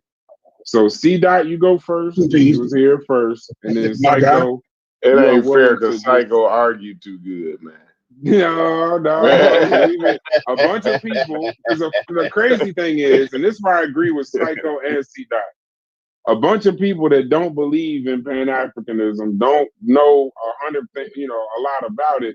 Discussing Pan-Africanism is actually a silly conversation. So let's actually get some people in that have more of an idea. C-Dot, you and Psycho work out the times, but y'all take about 10, 15 and educate us or just say whatever y'all want. Nah, he can go because I only wanted to respond to what was said directly to me. Okay, go ahead, Psycho. Okay. I'll let Psycho go. Can I just speak to Psycho real quick? Psycho, peace. What up to you, bro? Peace. What's good with you? Yeah, go ahead, bro. Chilling. All right. Yeah, I just wanted to. I was just saying, like, I was listening for a little bit, and I wasn't even sure if this was live. That's why I didn't even comment at first. But, no problem. But I was listening, and again, I just hear a lot of people really not understanding what Pan-Africanism is. Because every time I hear people who aren't Pan-African describe Pan-Africanism, it immediately goes into we got to go back to Africa. We gotta build up Africa. We got to go get land in Africa. Do all this stuff. Everything is always centered around Africa. And nothing in Pan-Africanism states that you have to go to Africa. You got to build anything in Africa. Nothing states this. I mentioned in the chat, I know this channel is a huge supporters of W.E.B. Du Bois. That's a different conversation. But I do find it funny, though, because W.E.B. Du Bois was Pan-African. No. W.E.B. Du Bois was Pan-African, so he became one. Y'all shit on Pan-Africanism. Y'all also shitting on W.E.B. Du Bois ideology. Y'all not just shitting on Marcus Garvey, or y'all not just Malcolm X and all these other people. Y'all also shitting on W.E.B. Du Bois too. Like just to put that part out there. But yeah, Pan-Africanism simply states that you and other people of African descent have common interests, and y'all should work together to try to achieve these common goals. Now that does not mean you have to do it in Africa at all. Like W.B. Du Bois was not preaching go back to Africa. Matter of fact, he was against the go back to Africa movement. He helped tear down went back to Africa, though, Psycho. But then he went to Africa. So, he was totally Pan-African. Now I don't like W.B. Du Bois, but I would never say he's not Pan-African. Right. So again, just to show you how widespread this ideal is. Right. So like we need to understand what this is actually stating. It has nothing to do with going to Africa, building up Africa. And then I heard y'all say one more thing real quick. Now I'll pass it to C-Dot. I heard y'all say Africa needs to kick out the check. Africa needs to kick out the check. Okay. what does that even mean? Because that's a whole continent. There's 54 countries. And all 54 countries, we all 54 countries was not involved in the transatlantic slave trade. Matter of fact, none of these countries involved in the transatlantic slave trade. It was tribes that was involved in the transatlantic slave trade. This is before the continent even got carved up. So again, so we be saying things that I don't think we really putting a lot of thought to it. I understand the smoke for Africa. I'm still trying to understand why, but it's a lot of smoke for Africa for whatever reason. But we need to just understand, we're going to attack this ideal, at least address it from a proper perspective of what it actually is. Well, that changes the dynamic a little bit, though, Psycho. Like when you say that, well, this ain't got nothing to do with building Africa up, or going over to Africa to better them somehow. You know what I mean? So like I said, it changes the dynamic. So what does it entail though? Like, so now you got my ear, because now I want to know, like, maybe because the way it was described to me, it was like a whole bunch of connecting with Africans on the continent, and we all one, and getting No. you know what I'm saying? So can I get in on an explanation of that? Because I can give an example. Okay, go ahead, bro. Go ahead. You say gang violence. Okay, right now you got well, I don't say right now, but in general you've had Crips and Bloods banging on each other, GDs, Vice Lords, whatever gang. You know what I mean? So a way that you could practice Pan-Africanism here in America without going to Africa or dealing with any Africans in particular.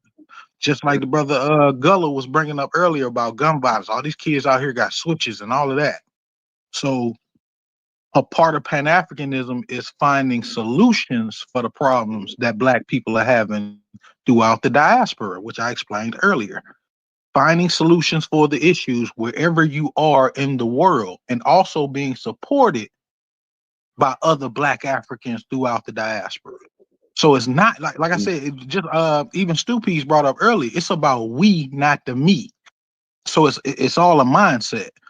If your mindset goes to the we and not the me, then you don't want to kill that other brother just because he got on another color. Mm-hmm. So all of these changing your mindset helps in the long run. Like that is the beginning process, is to change your mindset. If we got a bunch of Black people who don't want to change their mindset, and they only want to stick in the doom and gloom, then you're not gonna achieve any Pan-African success. So the point of Pan-Africanism is to connect Black people wherever you are. You know what I mean? You can do it right here. You can do like what y'all was talking about with John Hope Bryant and everything. I've been following John Hope Bryant from the beginning. That's one of my favorite people to go to when it comes to finances. So I agree. And I was one of the ones that was saying Africa cut the check, because it was like I was using it in the way like y'all saying Africa, so I'm saying Africa. Like, so I don't know what specific countries y'all was particularly wanting to align with. I'm gonna assume maybe the Black Africans. That's what I'm saying. Like the Pan-African movement is about African diasporan people. So it's not just about the Africans on the continent, but it's also about Africans in England, Africans in, wherever you are, it's about Black people getting together in order to change our circumstances for the better. Okay. That's the ideal of Pan-Africanism. That's why we all have a problem with trying to figure out what issue y'all have with that ideology. I have a problem with that. I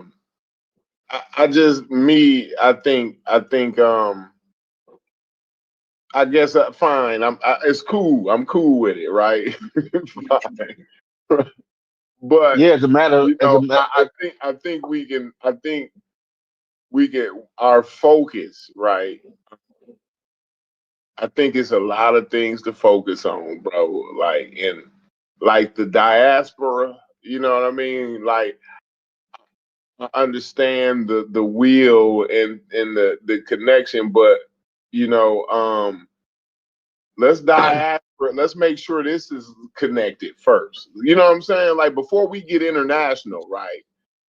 I think we got to get city to city. You know, But you know what I'm that, saying? Like, that's you the whole know, point. That's the goal of okay. Pan Africanism, though. Like the Well, let's goal start with is Pan to African start Americanism first, small. and then we can flow into Pan That's Africanism. fine. But Yeah, yeah. that's what I'm saying. It's not, Okay. you keep going back, you keep reverting back to Pan-Africanism being something that solely has something to do with Africa. It's No, about I'm saying African international and diaspora. just international period. You know That's what what I'm I'm saying? saying. Not If just you only Africa. want to focus on America, that's fine. That's not a Oh, problem with yeah, Pan-African. exactly. Pan-Africanism does not knock you from wanting your fellow Black Americans or whatever you want to call African Americans. It's not stopping you from doing any of that. So that's why I keep wondering, like, what is your real issue with Pan-Africanism? Because it's not stopping you from doing anything here in America But nobody for never Black explained it Americans. to me that way, though. You know what I'm saying? Like they Yeah, always yeah, explain it to me in a different way. They never, I you was know. trying. I was trying. I was trying.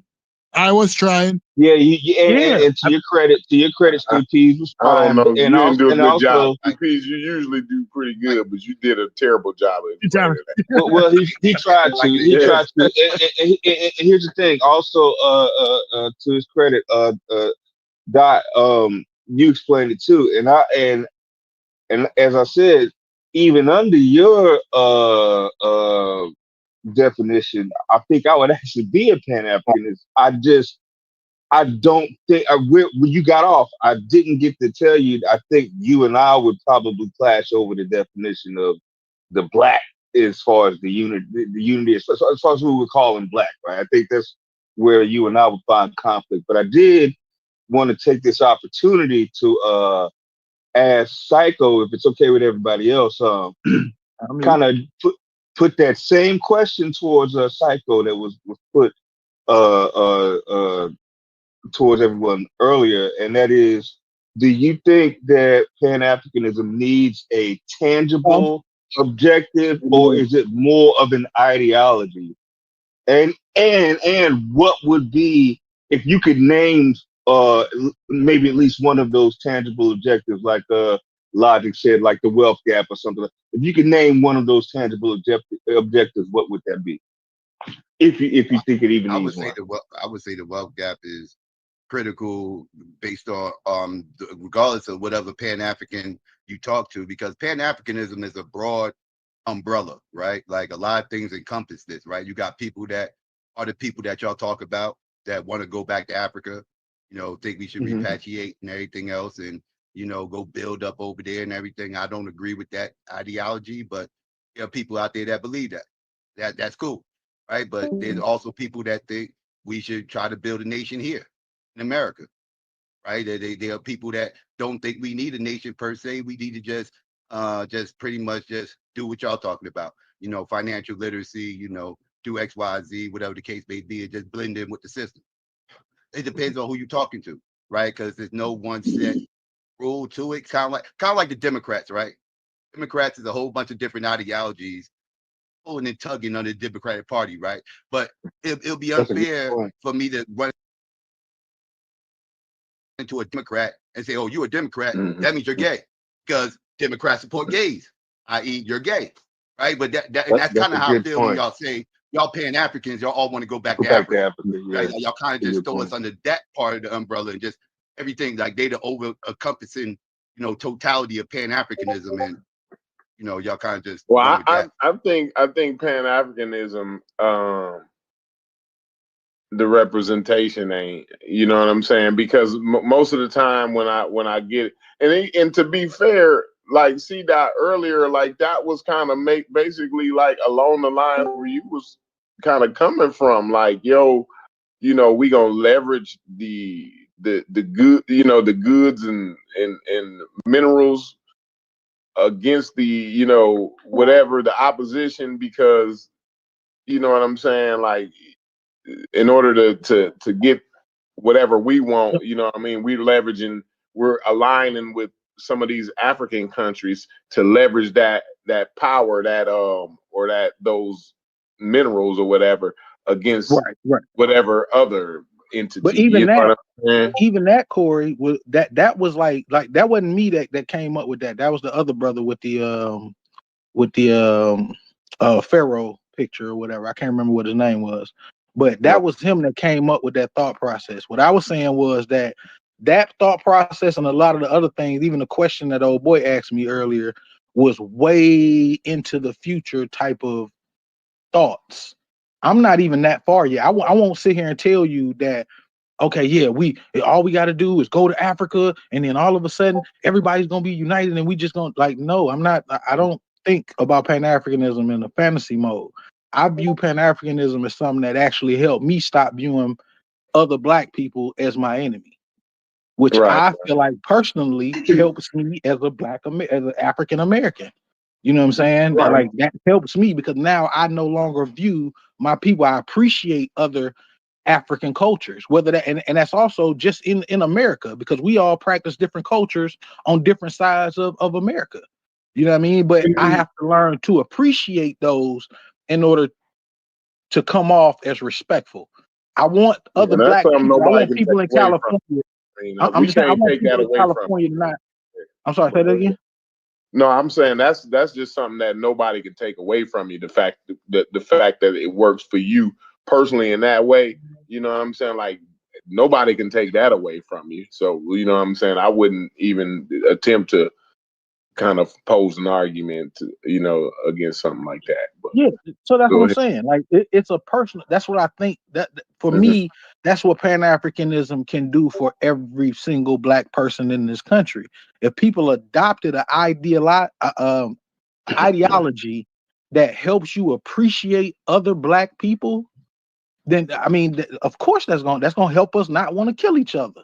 That's gonna help us want to say, okay, well let's have a conversation instead of me being ready to jump off a bridge. You know what I mean? Like all of Can I these say things something to in that? I think Pan-African we all on the ideology. same page. I think we just It's call a it different. whole it's a whole lot of capping going on. I Yeah, think can I think we I just think calling No it cap in different. that. We That's all all real. I'm trying not It's to a butt in whole because I know you don't like being cut off, man. But I mean, like, so, like in some regard, like I'm trying to get to where, like, so, like, what are the, what's different about, like, if I owned a business and I wanted to buy products and services from an African company, right? I can do that. It's legal in America, right? So I'm trying to figure out if I was a Pan African who owned a business, like how would, like what advantage, or, like, you know what I'm saying? Like I'm trying to figure out what makes what I'm doing now different. Because I would employ. all the things Well, that you unity would listed, be I beneficial. remember listing before, were things that are actually legal now. You can actually contact them and do business I back and love forth. The logic. American government is stopping you from doing that. So, like, what's the difference between doing it as a Pan African and doing it not as a Pan African? Okay, Whether number whether one you is claim that the Pan Pan-African. Africanism or not, whether you claim Pan Africanism or not, you still could move like a Pan African. Like most of y'all moved Right. as Pan Africans your whole life before you even knew what Pan Right. Africanism was. That's why a lot of stuff that me and C Dot saying right now don't sound foreign to y'all because y'all already was moving that way. Like, Right. because y'all just wasn't Exactly. claiming Pan Africanism. Right? Like Cap. that's not cap. That's That's what. not cap. Well, The only thing. would nobody on this panel be here today if it wasn't for Pan Africanism? Everybody Facts. had to More drop cap. when we got on that slave ship, everybody had to drop that tribalism because we all didn't come from the same tribe. We all from different tribes. We amalgamation of different tribes. And we all, when we got on that slave ship, we had to drop all that tribalism. All that beefing and everything else we did on that in Africa, we had to drop all that and become one people. We have become a race, and that's what Pan-Africanism is about. It's not Now about a that's land. true. It's not about a land. The other stuff you Tycho were don't saying fight is the fair. new era Tycho act don't for fight the fair, mall. bro. Cap. Leg. It's real. He Yeah. is exactly right Yeah. though. And with That was Brett a good bringing up argument. the financial part again, like that don't like I don't know why we keep reaching to that part. Because like I said, if I'm a Pan African, my thought process is that I want to employ as many black people as I possibly can. That's a Pan African thought process as a business owner. But if I don't have that thought process, then it don't matter who I hire. I just want to get whoever who's gonna come in for the cheapest. That's a capitalist mindset. I don't have the capitalist mindset. My mindset is to benefit and progress other black people. And that's what a couple people said earlier that was on the panel when y'all had the discussion earlier.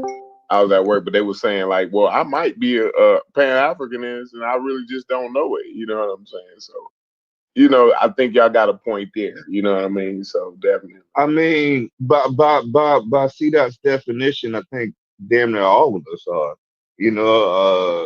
By that definition that C-Dot Well, the only just part gave, that's I different mean, is I that don't y'all have don't no like argument y'all with don't like that. diasporan Africans. That's y'all. That's what makes y'all not Pan African is that y'all are against diasporan Africans. Y'all just care about African Americans, and that's I'm it. just not against. I'm not against them. Like it's just it seemed like, so the way that the argument was going earlier, right? It would make you kind of argue in that kind of way, right? But because sometimes you want to be a little bit hyperbolic to get your point across, right? But so I just wanted to, now that y'all saying that, that's not the position, like the whole going over there and building, Africa up, you know what I'm saying? Like I said, it changes the Now, some dynamic. organizations have that position. Some Pan-African organizations have that position, but that's Right. that organization, right? Yeah. Right. I have that position personally. Like that is my position is to build up Africa as a continent and create a symbolization of a United States of Africa. That's my hopes and dreams. But I don't forecast that on the next Pan African because their ideology might have them reaching for another goal. So that's why Pan Africanism ain't set up to attack somebody else's way of Pan Africanism. Is really, I mean, that's what you're doing. As long as you progressing black people in a positive direction, that's the goal. So however you choose to do everybody that, has the same that's Right, and that's why every time you say that, you get mad at me because I say that you can't have no state and no nation without a military, and you get mad at me. But go ahead. No. Y'all Hold on, talking about Psycho. a Hold on version 1 of second, Pan Psycho. I can't let him get away with that Jeez. because that was wrong. Go ahead, No, brother. I've never said nothing about that, bro. Like having a United State, like even with the comments that I made earlier when I was talking about dog, like if it requires you to pick up a gun and do what you need to do in order to protect and serve your nation, then that's what you do. Like I'm never the type of person that would say, oh no, I just need to be all peace over there. I know what will come down the line. But my ultimate goal is getting to that point because we so far away from it. We so far away from talking about before the horse talking about military. Yeah, that's exactly, and that's what I was trying to say earlier. I don't go that far into the future because I'm still focused on how to get to the point to where we even talking. You know what I'm saying? We erasing lines and we create new ones and all of like that's what I want to get to the point of. And I know that the military aspect and the protecting our natural resources and all of that is way down the line. Even if I know that I understood the problem with manufacturing over there. I know that we don't manufacture enough. We depend too much on European countries in order to get manufactured goods of our own resources. So I understand that those are all, and people in Africa understand all of that. So it's not lost on nobody about all of the steps that need to be taken. That's all I'm saying. Yeah, Psycho, when you get a chance, I'm gonna cut you for that Du Bois disrespect. You're gonna stop coming in here and disrespecting W.E.B. Du Bois, that great African man, African American man. No. Not this time. I actually was letting y'all know that he was a Pan-African. He is my part of the first show. Pan-African No, here you go. Pan-African. But I can catch your disrespect because see, this ain't your first foray into Du Bois disrespect. See, I did the Boulay show. You came in here disrespected, but you was nice. We did the Hazen show on fraternity. He was cool, but the shit you said today was just wrong. And they didn't catch it because they don't know Du Bois. They just know the name. But I know the actual that's probably my favorite. He's black not leader. Pan-African? No, I didn't say that. See? Okay. I didn't say that. We'll do that another time. I don't want to derail the conversation, but I think I didn't talk directly to you. I wanted to hear that with one. Your Du Bois. Yeah, we can do that. Du Bois. Hopefully, see that. Hopefully, at least I want to be able to. I actually want to have the conversation. So, some kind of way, I'm attempting to have it in a way we can leave out all the extra shit and just talk about the plan. I'm not coming at you. I don't see a reason for you to be coming at me. And I said that because I wanted to give Psycho some credit. Psycho, you the second best Pan African I've ever met. I'm gonna say Marcus is the first one. Y'all have a brand of Pan Africanism that I agree with. So I'm gonna just put that out there. I be trying. So the fact that I'm saying that will let you know I'm fair. When I do agree, I'll just say it. I ain't gonna be contrarian.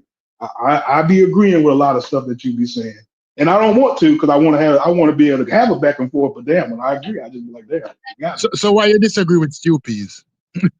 Why you disagree with Stew Peas? Stew Peas brand isn't any different.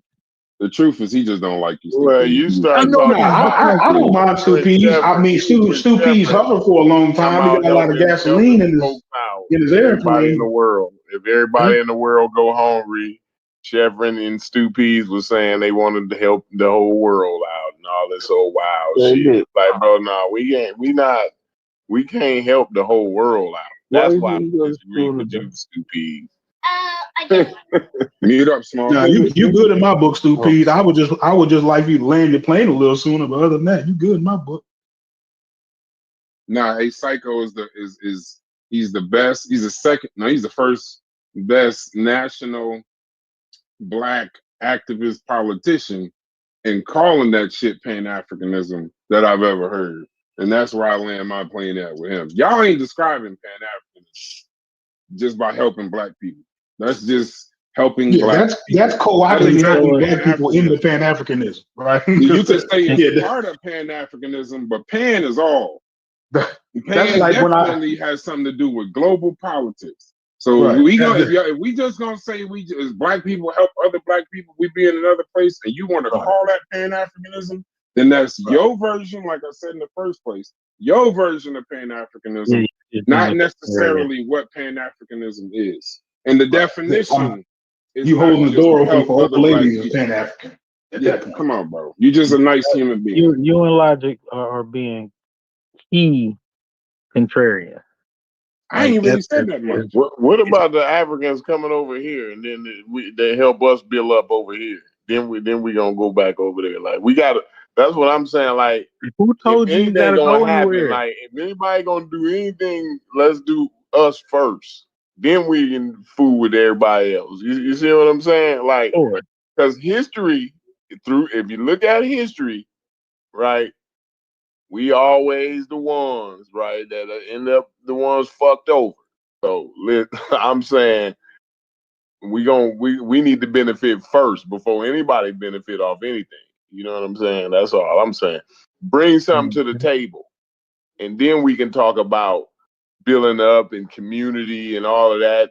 And this, you know, I'm just not with a lot of that, you know. And that might sound like, oh, I'm against. That's another thing I wanted to say. I don't want it to sound like I'm against, you know, Africans or nothing like that. I'm just saying, like, I think they got a lot of issues that they need to worry about, and we got a lot of issues that we need to worry about. You know, and then once we can take care of our issues, our domestic issues, then we can become more international.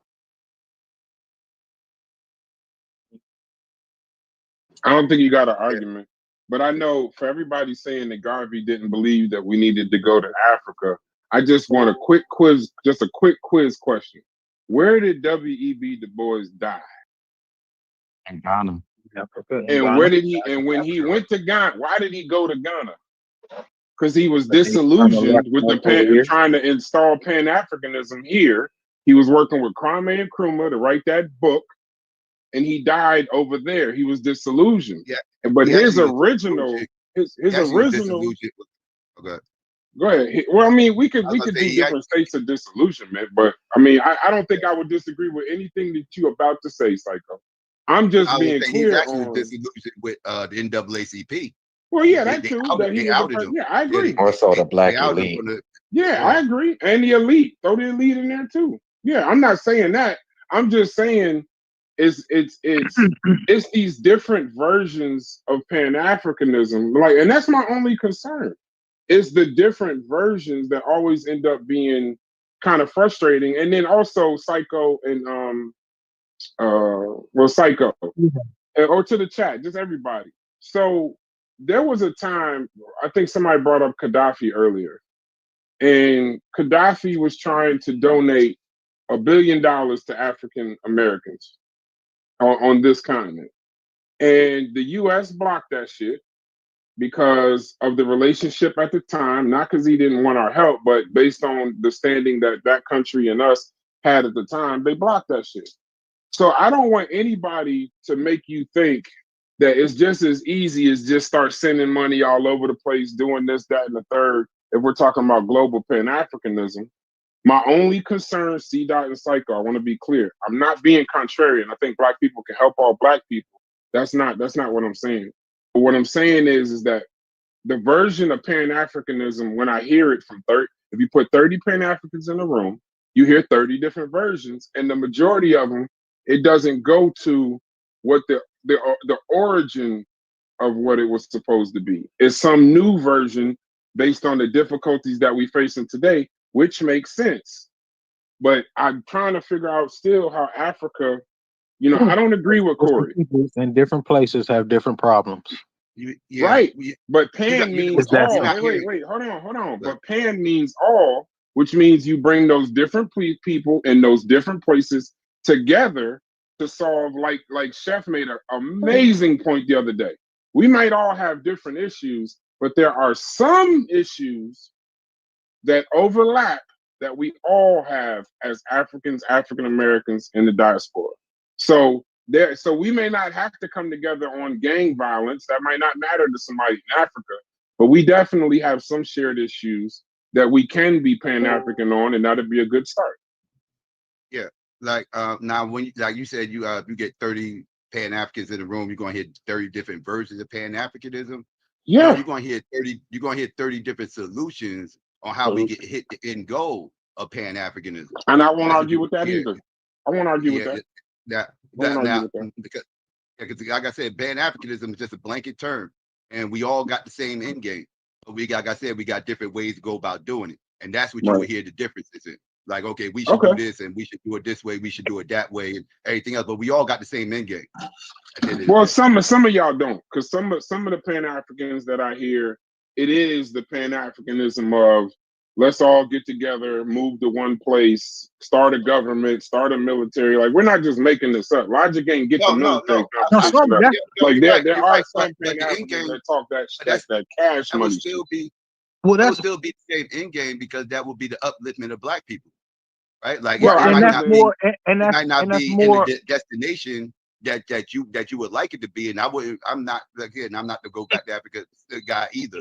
So exactly. I So he's a Black. He has a more Black nationalist viewpoint of Pan-Africanism. So me and Psycho have Black disagreed.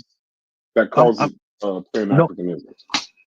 No, I'm saying Black nationalism is still the ultimate goal of Black nationalism is still Black power. So like Pan-Africanism can't be against Black nationalism, even if we have, like I said, there's different solutions for everybody.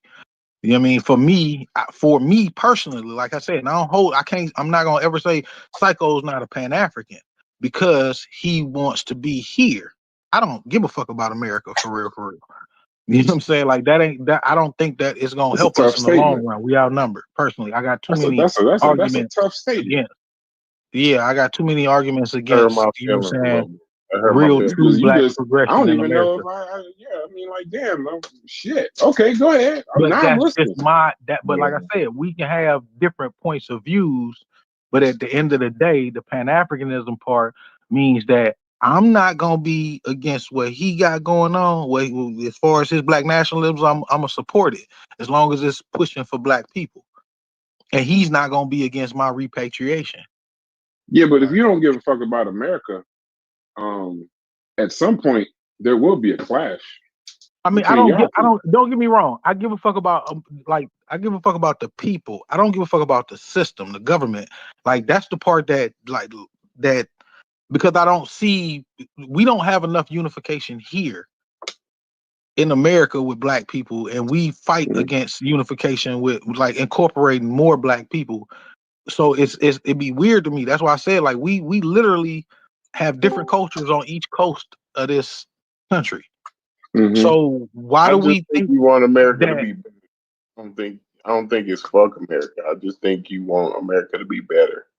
Why I you do. speaking That's for what I'm that saying. man? That man said, "Fuck I do. I America." want it Let to be him better stay for right black there. people.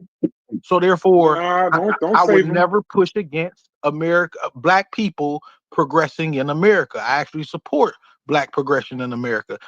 Like I said, but black people don't agree even in America on how we move forward with that black progression. Some people don't feel like they need to get involved in the government at all. I disagree with that. You know what I'm saying? So it's disagreements everywhere that we still got to have conversations about in order to be able to progress. That's one of my main reasons for wanting to repatriate, because I don't think black people want to get on the same page over here.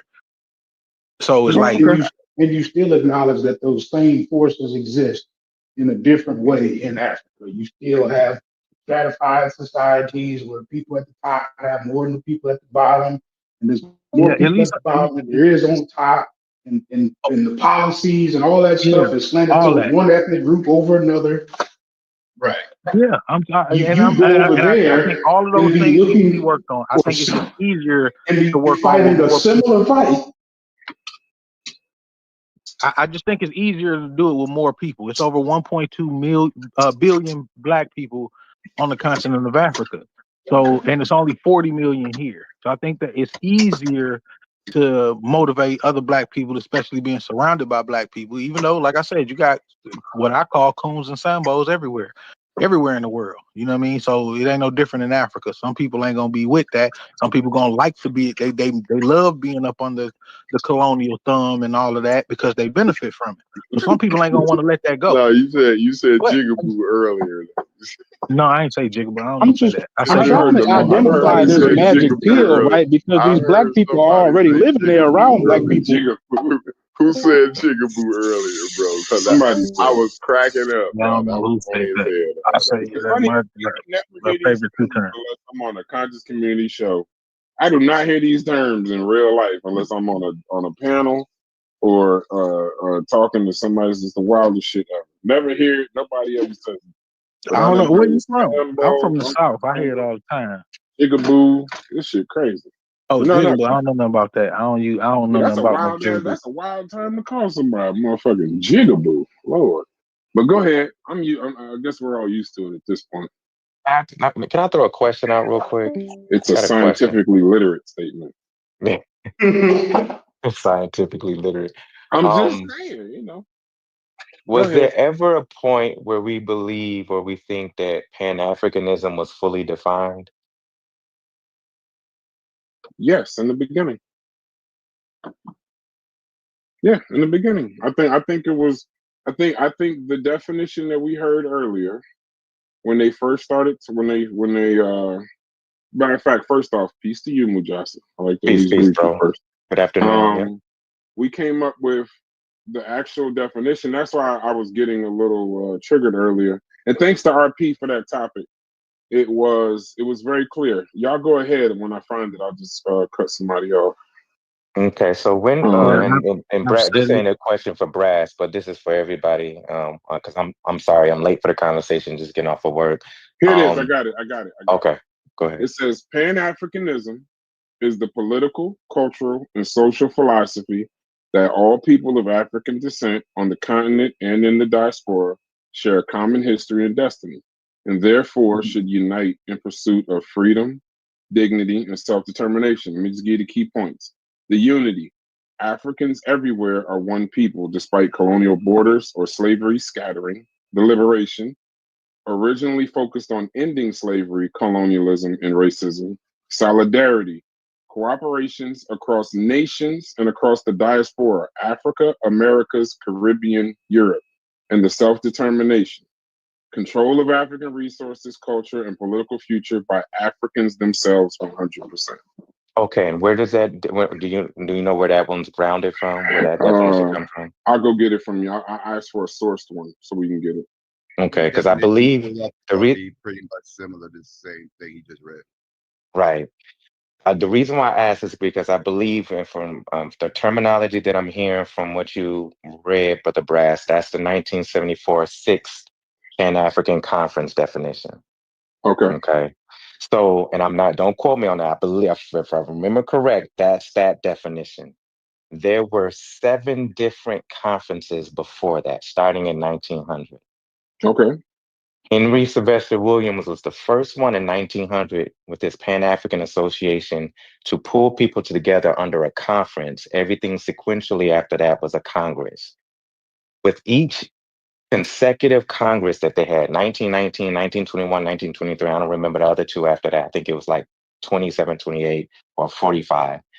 They were trying to define what Pan-Africanism is, how it looks, who's involved, what it look what it manifested into, the pragmatic reality of it, and if there was an economic reality to it.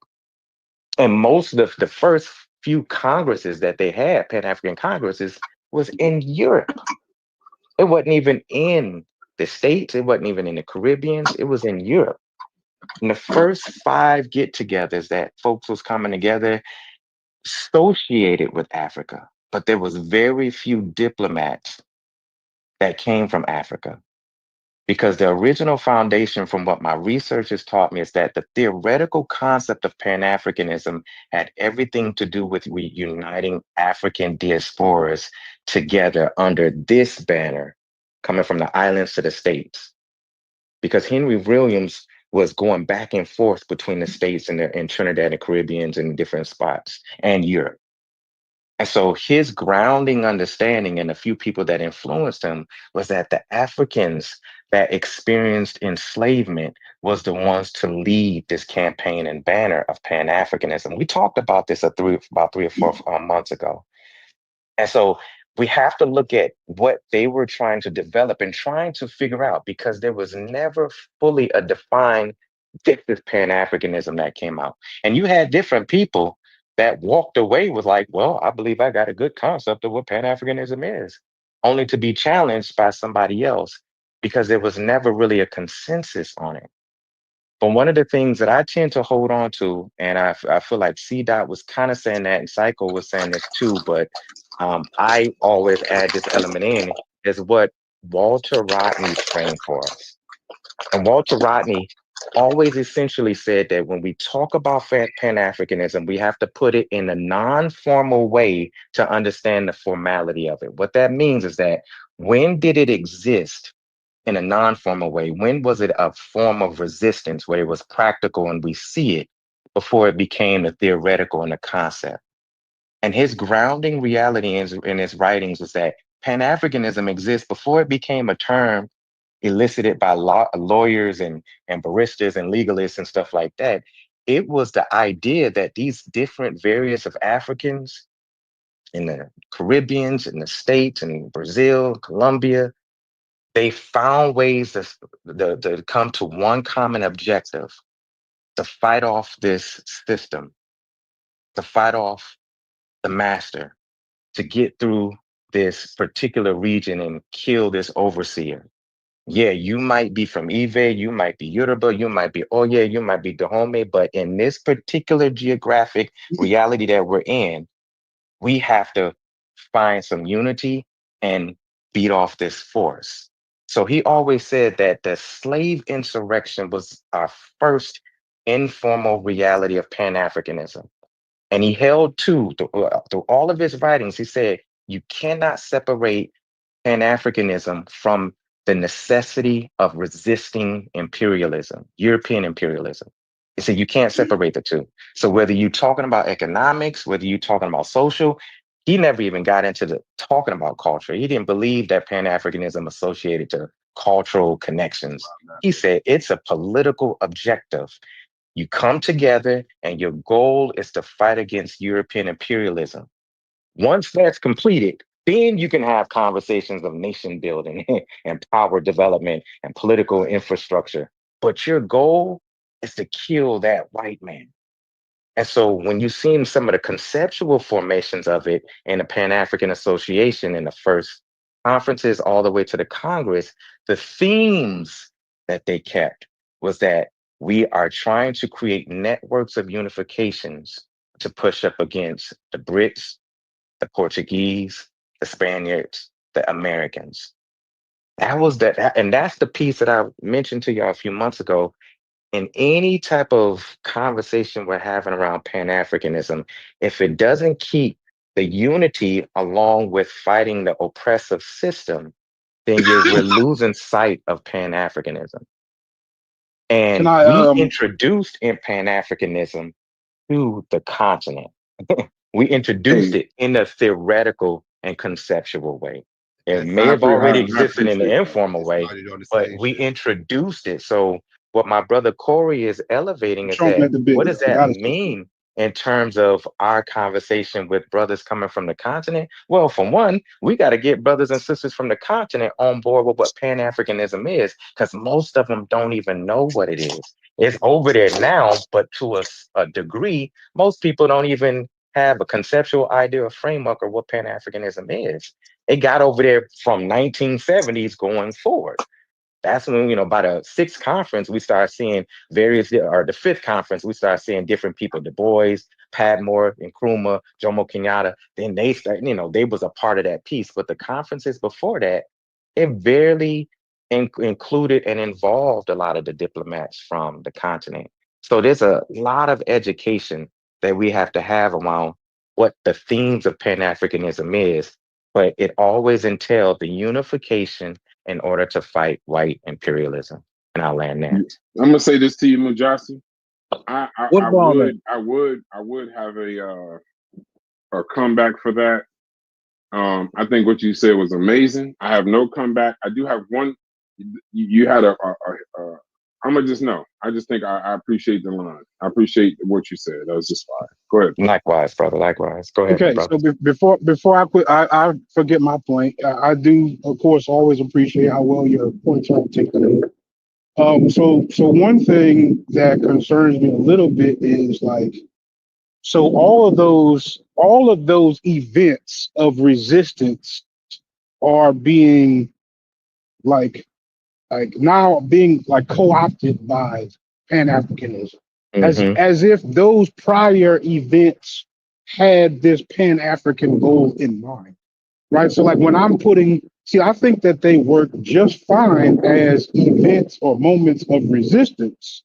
But I think once you attach the label of those were events or moments of Pan-Africanism, I don't know if that thing needs that particular directive, or they did that for this behind that, right? Because we can look at those same events of resistance and come up with our own thing, right? It doesn't have to be included in Pan-Africanism at all. You get what I'm saying? But if I include those events in Pan-Africanism, like now I gotta be Pan-African just to be like a part of those events.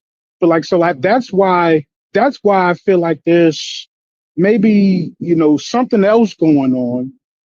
Obviously not you, but like I don't think that that's the way us being capable of producing ideas based on our current environment need to actually have you know these other terms and baggage that are way older than us and not exactly a part of our problem in some cases.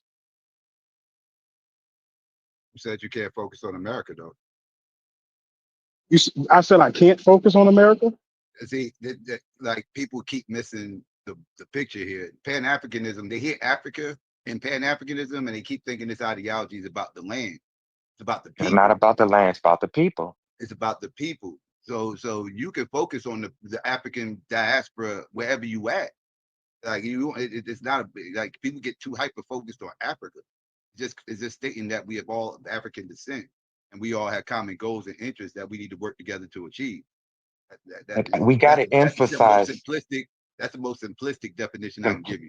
that's it right there. Please, let's emphasize what Psycho just said. Pan-Africanism at its roots, when it first was conceptualized, written down, talked about, organized, fundraised to get people to talk about it, the African part of Pan-Africanism was talking about the people, particularly the diasporic people, the people.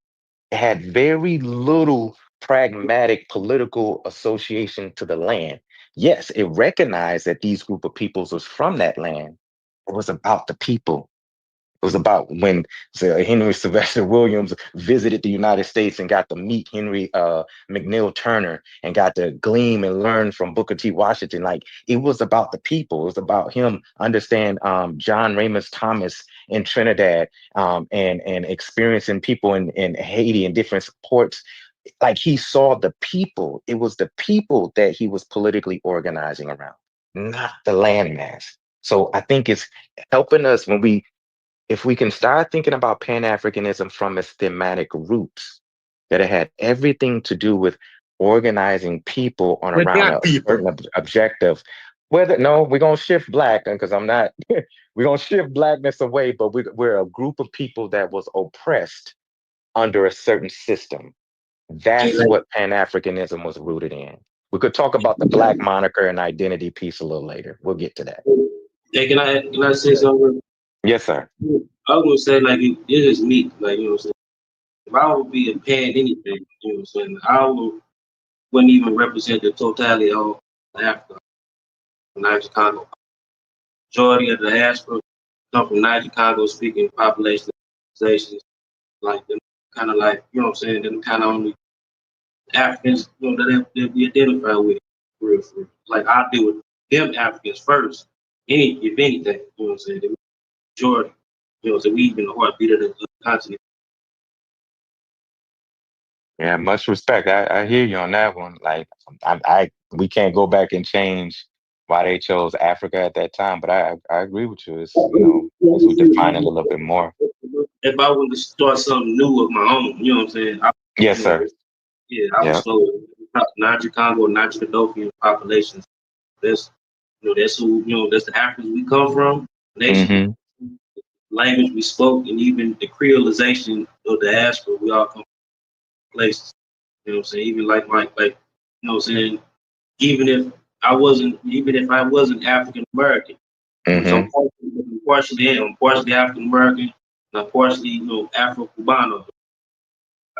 Even if I was just fully Cuban, that would be the African or Afro representation that my lineage come from, Niger Congo people.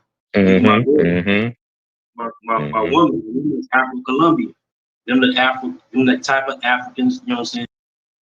Afro Niger Congo population. You know what I'm saying? Absolutely. I'm trying to make an observation, right? If I oversimplify a lot of what y'all are saying, C dot, psycho, some degree what you're saying, Johnson, not a lot less of these things, but like that sounds like the BRICS organization, right? Where they would be trying to develop relationships to where they can figure out a way to build their economies despite of all the Western influences around. Like, is that like the short version of what the ideal Pan-African running full speed look like?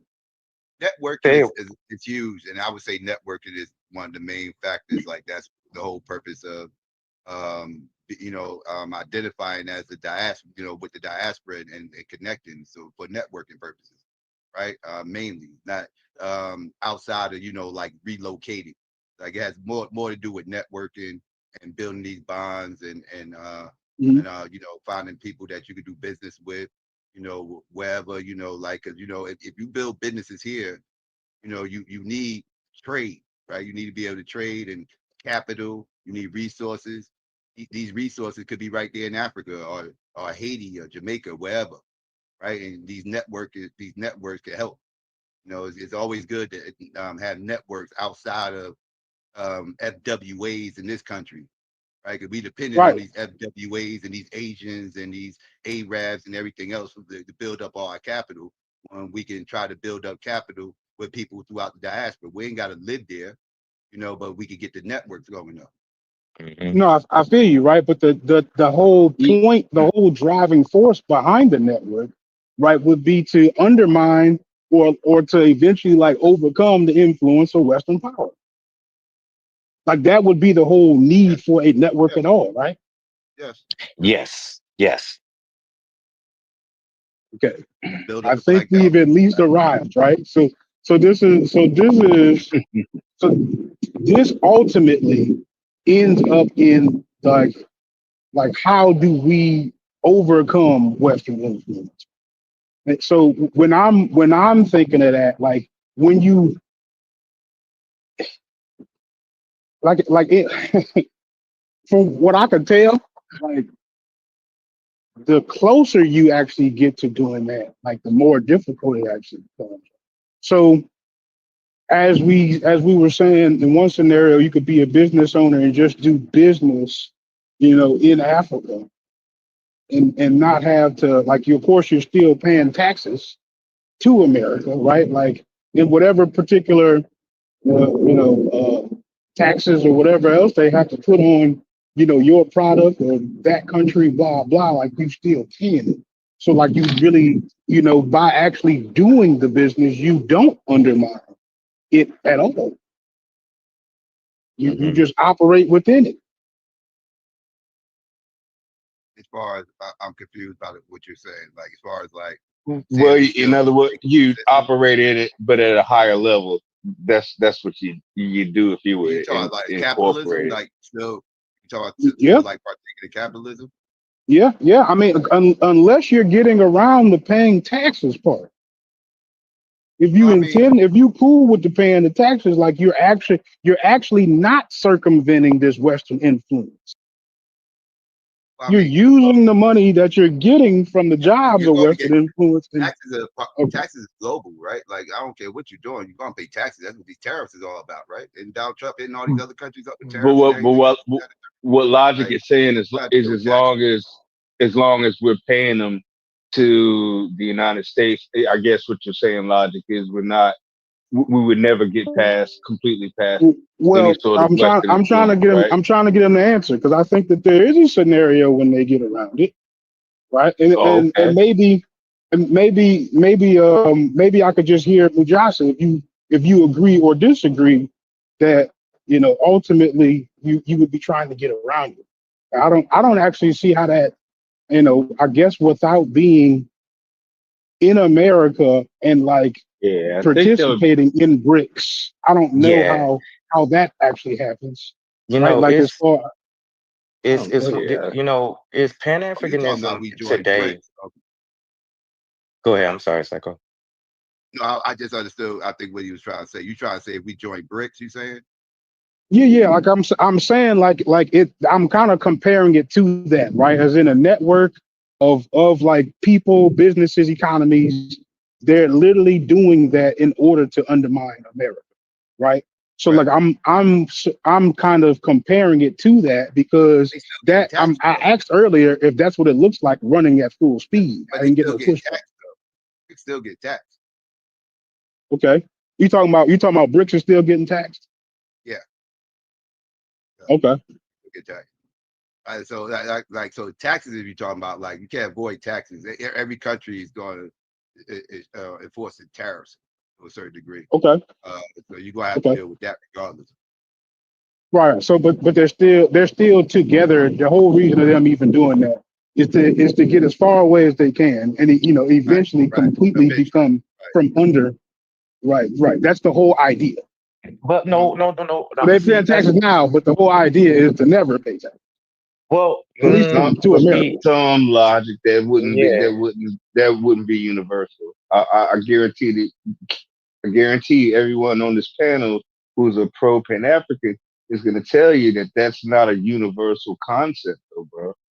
You know, yeah, yeah. I'm asking a good one right here. Psycho say that, yeah, like he Well, eventually I mean, get completely away from See, he's saying that, that. I would say that's the end game, yeah. But I mean, that's a long process. Again, it. like that's a yeah, long like process. I Definitely don't a even long process. So not our generation, not next generation, probably right. not even maybe That one or generation after two, that either, but probably. but But eventually like Africa but or somewhere would else. everybody on here who's a pro Pan African agree that that would be the objective, though? Hey, Because That's if the that thing. was the Well, objective, I y'all should wanted have to get an asked this objective and hours then ago. hear from Mujasi. That's what I two wanted to seconds, do. They I gotta pay the if you bills. to ask them what the 2 end seconds, game Okay, would Psycho, be, Psycho, yeah, listen, I hold, would hold say on, the hold Oh, end on. oh, game. Brad's Gotta was pay the trying to say bills. something, guys. Yep, Psycho, pay real the quick. I'm bills. trying because I gotta do my moderating job.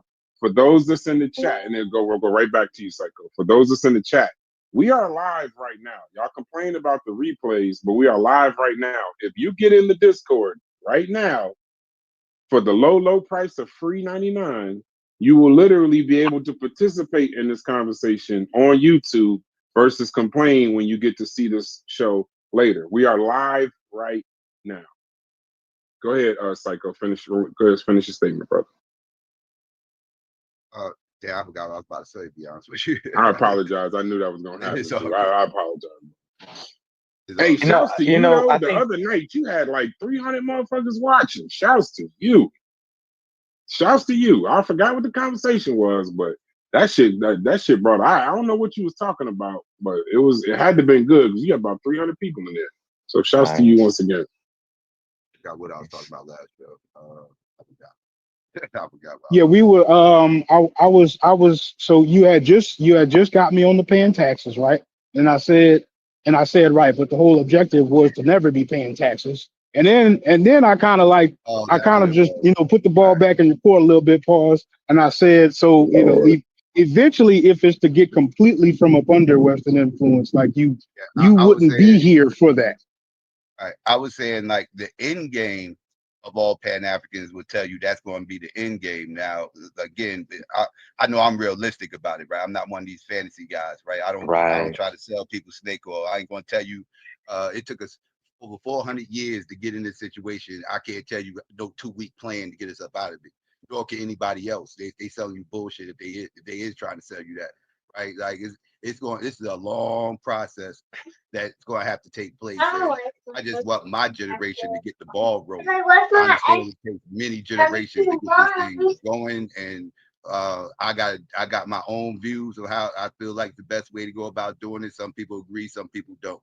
That's cool. But everybody got they solutions based whatever, whether it's going back to Africa, whether it's building up in their own areas, whether it be Haiti, Jamaica, here in America, which what I push, whatever the case may be.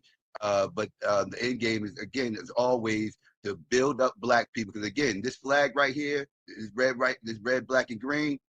This is not a nation flag, right? This flag is not attached to a nation, right? You got some nations that carry these colors, but this flag is not centered to one nation, right? This flag represents a people, right? It's all about a people. So as long as people are uplifting, being uplifted and fighting for their liberation globally, I support every nation that's doing it. I'm focused on what this nation is doing right here, because this is where I'm at. And so this is my main focus right here. But I support any nation, Jamaica, Haiti, Nigeria, wherever the case may be, pushing for their reparations, whatever the case may be, or getting the white man off their land, all that. Like I support all that, right? But but again, we got to focus on. I agree that we got to focus on where we at. And where we at right here is America, but that don't make you not Pan-African just because you want to focus on America. That's absolutely. I'm trying to let people know it's not an either or. Yeah. Dr. Greg Carr says that we have to think globally but act locally. We have to think globally but act locally. His point was that, yes, we can be aware of what's going on in Senegal. We can be aware of what's going on in Burkina Faso. We could be aware of what's going on in the Congo, in Trinidad, in Brazil. We could be aware of all of these places. We could be aware of what's going on in Mississippi, in DC, what may happen in Chicago. But we have to act locally. And locally is even in our own nation state, sometimes even in our own city and township. And that's where the practical pieces of how we manifest Pan-Africanism is. And sometimes when we look at some of these earlier people who were theoreticians and practitioners and activists in Pan-Africanism, they were lawfully, in their words, logic. They didn't have full concepts on how they viewed and understood Pan-African. They did, but it's like sometimes they left a lot to their imagination, because they couldn't put things into pragmatic terms. I remember reading a piece from Walter's, Rodney. I think he said it in a speech. I don't know if he actually said it in a book, but he said something to the fact that Pan-Africanism is not a luxury, it's a necessity. And without unity, Africa will remain at the mercy of imperialism. He said, with unity, The scattered people of Africa can transform the condition of oppression into a common project of liberation. What he meant by common project of liberation can be interpreted in 15 different ways. And there's no one exact way, but there's no grounded way. Because liberation can look like cooperative economics. Liberation can look like buying up land and creating space for us to have our own residency. Liberation can look like us finding ways to have financial wealth within this system. Liberation can look like Caribbean and states and continentals being able to work together in a project for cultural development. The project of liberation took many different forms, and it created the opportunity for snake salesmen, the snake oil salesmen and folks to come in to exploit it. And I so I think think that that's where it gets complex. That I'll land right here, Brother Brass. I think no, that's go where it complex is, because Pan-Africanism at its point right now is just as elusive and could be just as grounded as talking about democracy. Can I say Democracy, something very quickly, Brad, I'll before you land say right something? there. We're gonna be real quick. Like Martin Luther King, like y'all gonna beat me up. I already know it.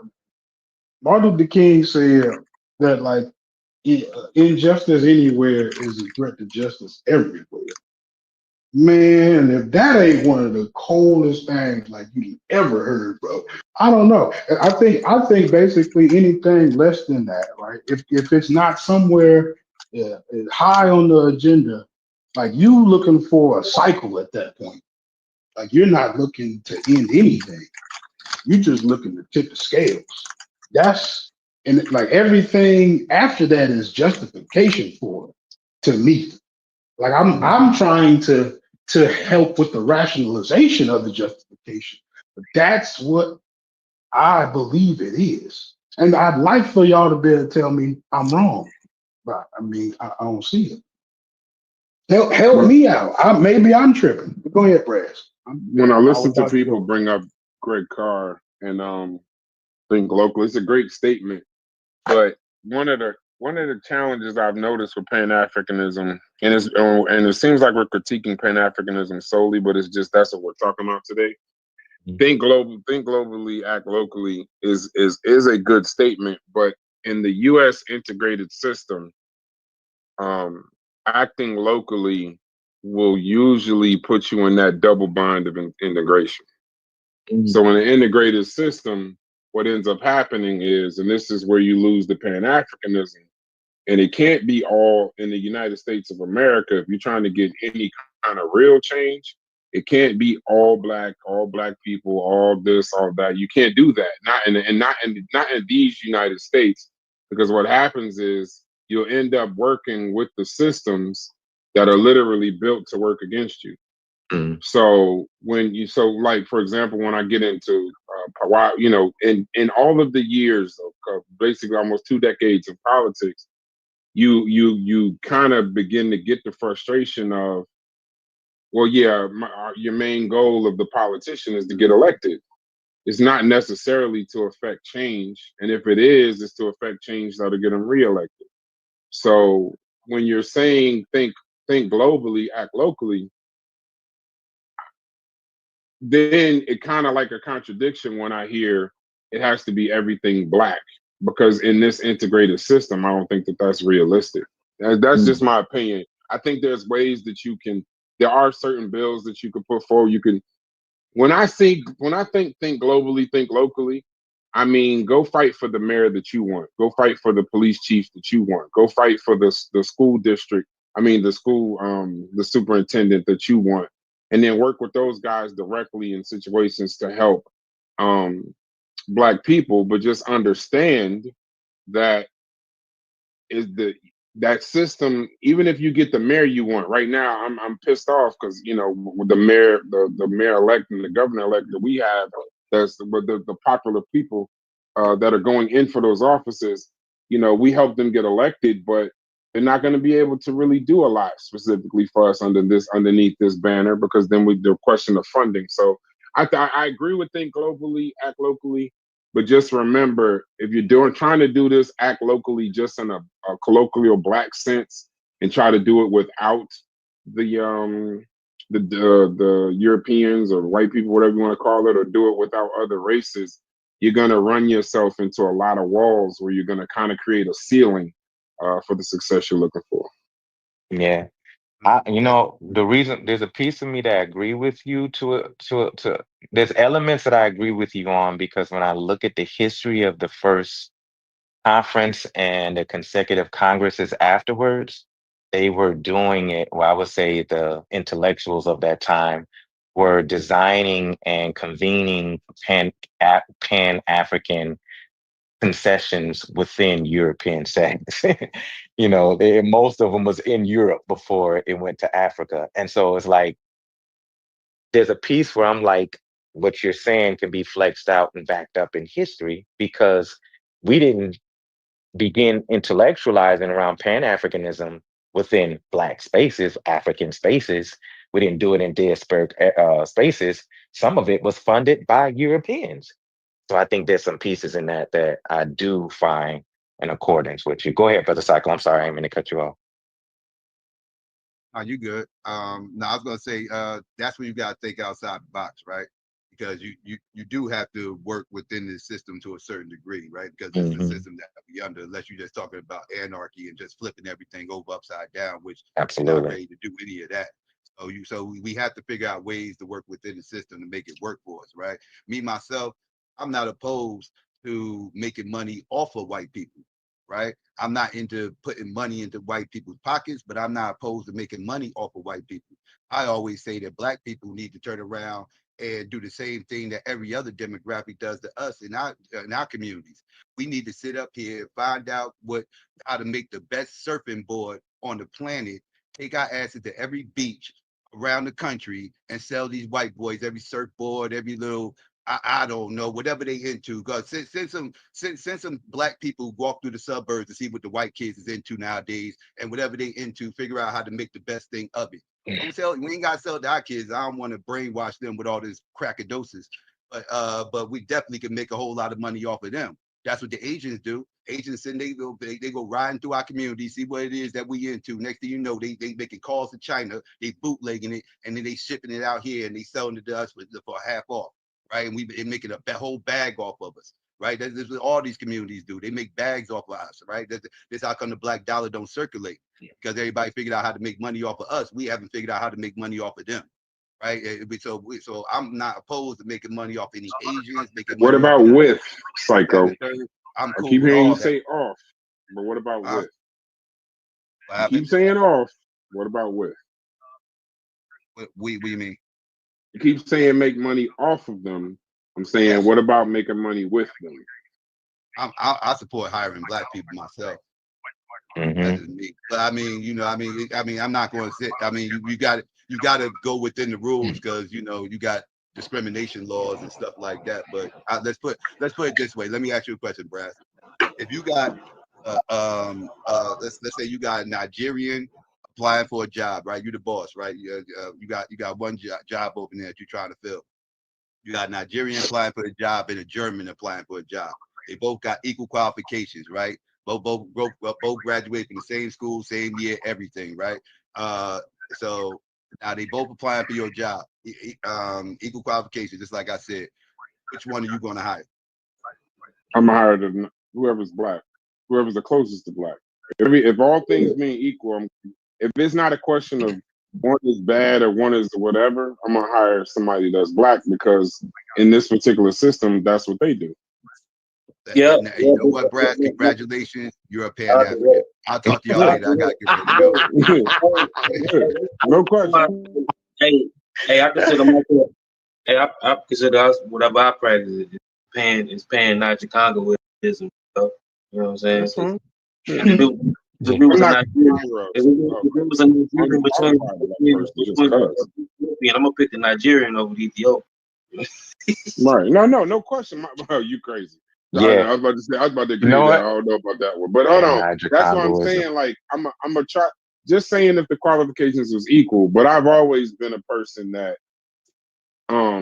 me hiring unqualified people, just because even white people, I think C. Dot left, but That's that whole statement that Hope Bryant was talking about. They're killing themselves with this attack on diversity because it ain't enough educated Mm-hmm. white people in finance to Mm-hmm. drive the gross domestic product. So unless they plan on just pumping out all of these white people that's going to be working on the GDP, they better get to some diversity and allow everybody that's qualified to help keep America where it's supposed to be. So, but that's neither here nor there. But Reggie, brother Reggie, just came in here. Yeah, that's What's what I going on, Okay. brother Reggie? Can I make one last statement before I log off? I No, got to go jump ahead, off in bro. a second. Yeah, I Yeah, got to get yeah. out of here too. Okay. And I appreciate that piece that you said about the difficulty of, what Dr. Carr deposits for us because it is. And I'm the first to tell you, like, as a person who subscribed to Pan-Africanism and practices in the work that I do, it's difficult. It's complicated. It's confusing. It requires a lot of understanding, compassion, research. It requires some investigation and sometimes reevaluation of my previous conceived thoughts about Pan-Africanism. Mm-hmm. And when I look at what Dr. Carr says, and I'll close with this, it the way I manifest that and understand that is that I look at the dynamic, the demographics of the Twin Cities here. We got Somalis here. We got Liberians. I want to say we have the highest concentration of Liberians in the nation. We got Nigerians here, particularly Yorubas and Igbos. Um, we have people from Sierra, my brothers from and sisters from Sierra Leone. We got a strong Ethiopian cadre, and I think we got a Professor Mbe. I think he got a good family of people from Tanzania too. A few brothers and sisters from Tanzania, and so one of the things that I made the assumption with is that, oh, they're here, they're all Pan-African, and this is like 20 years ago, and they all understand it. And I found out that none of them had any concept of what it means to be a Pan-Africanism. And that was my ignorance at that time. And so as I got a little better at understanding what this is and really started going to the source of how this thing was created, I realized that Somalis, Sierra Leone's, Nigerians, and a lot of them, they had to become Black. And the misnomer, and this is why I was saying Stu Peas, we can have that conversation later, is because some of them come over here and think just based on them getting citizenship and the categorization that they have to check that they're Black. And one of the things that I had to introduce with some of my mentors and people who taught me is that no, the political framework that we're trying to orientate you to in Blackness helps you to understand what Pan-Africanism is. But that's a teaching process. But before I can get you there, I need to understand what happened to Somalia to where y'all start showing up in 1994 and 95. I need to know what happened in Liberia during that civil war to where we end up creating a whole city for a lot of the Liberian refugees. I needed to understand how are some of the middle class of Tanzanians coming in here out of my Nigerian brothers. What road are they? What red carpet is being rolled out? What's the dynamics of that's happening in Africa that's causing this transplant of continentals coming here? That's thinking globally, understanding the geopolitical reality of that, understanding what's happening economically. What is the relationship between the US and these continents? How are they been set up to be the new Black minorities here in Minnesota? And then from that position, I can act locally. Then we can make moves to understand how you understand my social historical reality and how I understand yours. How do we have some alignment politically and what we don't have alignment in politically? What's our common bond in order to push against the whiteness of Minnesota? Minnesota is the Mississippi of the North. So it requires a deep congenial relationship between these Africans that a lot of them don't come here with. They have no idea with. A lot of Liberians would tell you to this day, before they got on the ship, they was told, don't get around those niggas when you get to Minneapolis. Stay away from the niggas. I And knew they you. I knew they you was were trans Somalian, right. yo. Yeah, yeah, Somalis was told the same thing. And so there's an educational piece that has to happen, that requires us to think globally. And then when we get to now start pushing up against the Board of Education so that our brothers and sisters, our Muslim brothers can have space to pray in the schools that the schools didn't want to allow them at first, that's a local action. To be able to get support that's happening on police chief for us for them to have some representation when their police are now beating on them, that's a local action. These are things that we start to organize locally where we start to see, oh, our Black objective is to push up against the white system. That's how they become politically Black. But for me personally, I don't give them Blackness just because on paper they have to check Black African American to get that loan, to get that award, or get that application done. I don't give them Blackness. No, no. Political Blackness is a training. That's a whole reorientation to the framework of how you see yourself in America. But you're not just Black. You're Somali. You're Nigerian. You're Tanzanian. You're this and that, but you're not Black. But when we start having more conversations about what this African conversation and networking looks like, then we're moving into more of a Pan-African conversation where we can act locally, not land there. Boy, I knew you from Minnesota, boy. You said Somalis out there wild, boy. Yeah, they cool, man. They cool. They my peoples, but they struggle sometimes. They struggle. That's Somali homeless, boy. They some street dudes. Real, they wild out there. We actually got a little bit of both. Some of them, because of the situation they come from, they in the streets, and others are very corporate, very business oriented. I'm just saying, you know how long people or immigrants been in the culture where they intertwined to where they, they be in the street history too. You know what I'm saying? Yeah. You know what I'm saying? Y'all got Somalian politicians. We do. One of them running for mayor in Minneapolis right now, and catching a whole lot of white, like being exposed to white supremacy. Some of them ain't. They're not familiar with how white folks act. And so, like, one of them run for office. We had a police officer, I want to say 9 years ago, accidentally killed a white woman who was approaching the police car. It was a Somali brother who was a police officer. He killed the white woman, and he was persecuted. And that was the first time, Somalis got politicized. He got 15 years. Yeah, about 15 years ago. Yeah, I knew it was some time ago. He And got 15 years. He got 15 years, exactly. That was the first time. This is me saying on record. Now, I could be wrong because I don't know every Somali in the Twin Cities. But I feel like on a global, on a local level, and a mass level of understanding, I feel like that's the first time Somalis ran into a national incident where they realize how whiteness views them in a spectrum of race. Because I think they've had the carpet rolled out for them for so long that when one of them get into an incident where there was just cause for what happened, they found out, oh, white people actually think of us not as this. Yeah, I heard an incident where a Somalian, I don't know if he was a Somalian dude, he was like a gang member. He killed the African American police officer. Here in Minnesota? Yeah. Yeah, I'm not familiar with that situation. It could have happened. I'm not familiar with it.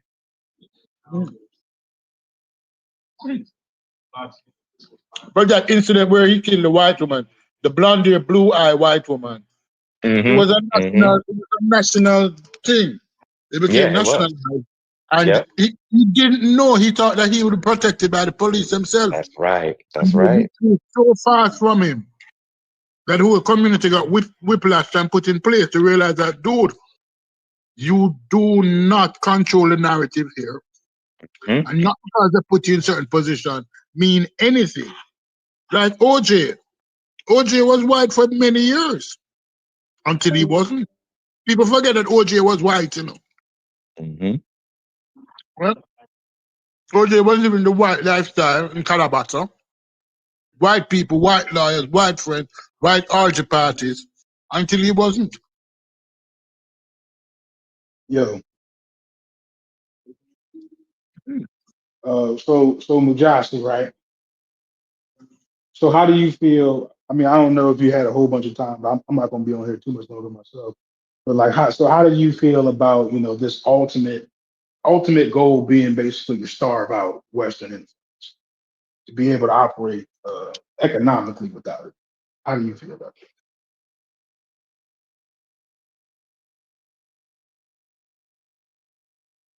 Hello, did my shit go out? No. Can I make a few comments? Can you hear me? Can you hear me? Can you hear me? Logic. I can hear you now. Oh, okay, okay. I I, said, I yeah, I really don't. want to hear from you, brother Reg. Now I want to stay. Okay, Yeah, go ahead, real Mujasi. quickly, brother Reggie. I don't know how much I subscribe to that. I don't know if I can't even imagine that. I don't know if I know I would never live to see that day to where, collaborations. That wouldn't be in the forefront of your mind as far as the plan. No, not at all. You, Not at you're all. you're not even strategizing in order to make that particular reality Nope. easier. Nope. Nope. I didn't think so. I didn't think so. I didn't think so. I think a lot of people in those meetings that you were talking to me about are. I believe so. Mm. And the funny thing is, it's happening right there, and you don't see that. I'm being a little like I'm overshooting. I don't know what's happening, but if I'm hearing it correctly, I think a lot of people have a lot of undertone in there. And then once you kind of get a little further, you got to start asking, okay, how are we going to do that? Now, this is just a fair question, but go ahead, brother Reg, unless you want to say something. Yeah, I'm I'm not good. going to be. I am not going to be long. So No, I was. floor yours.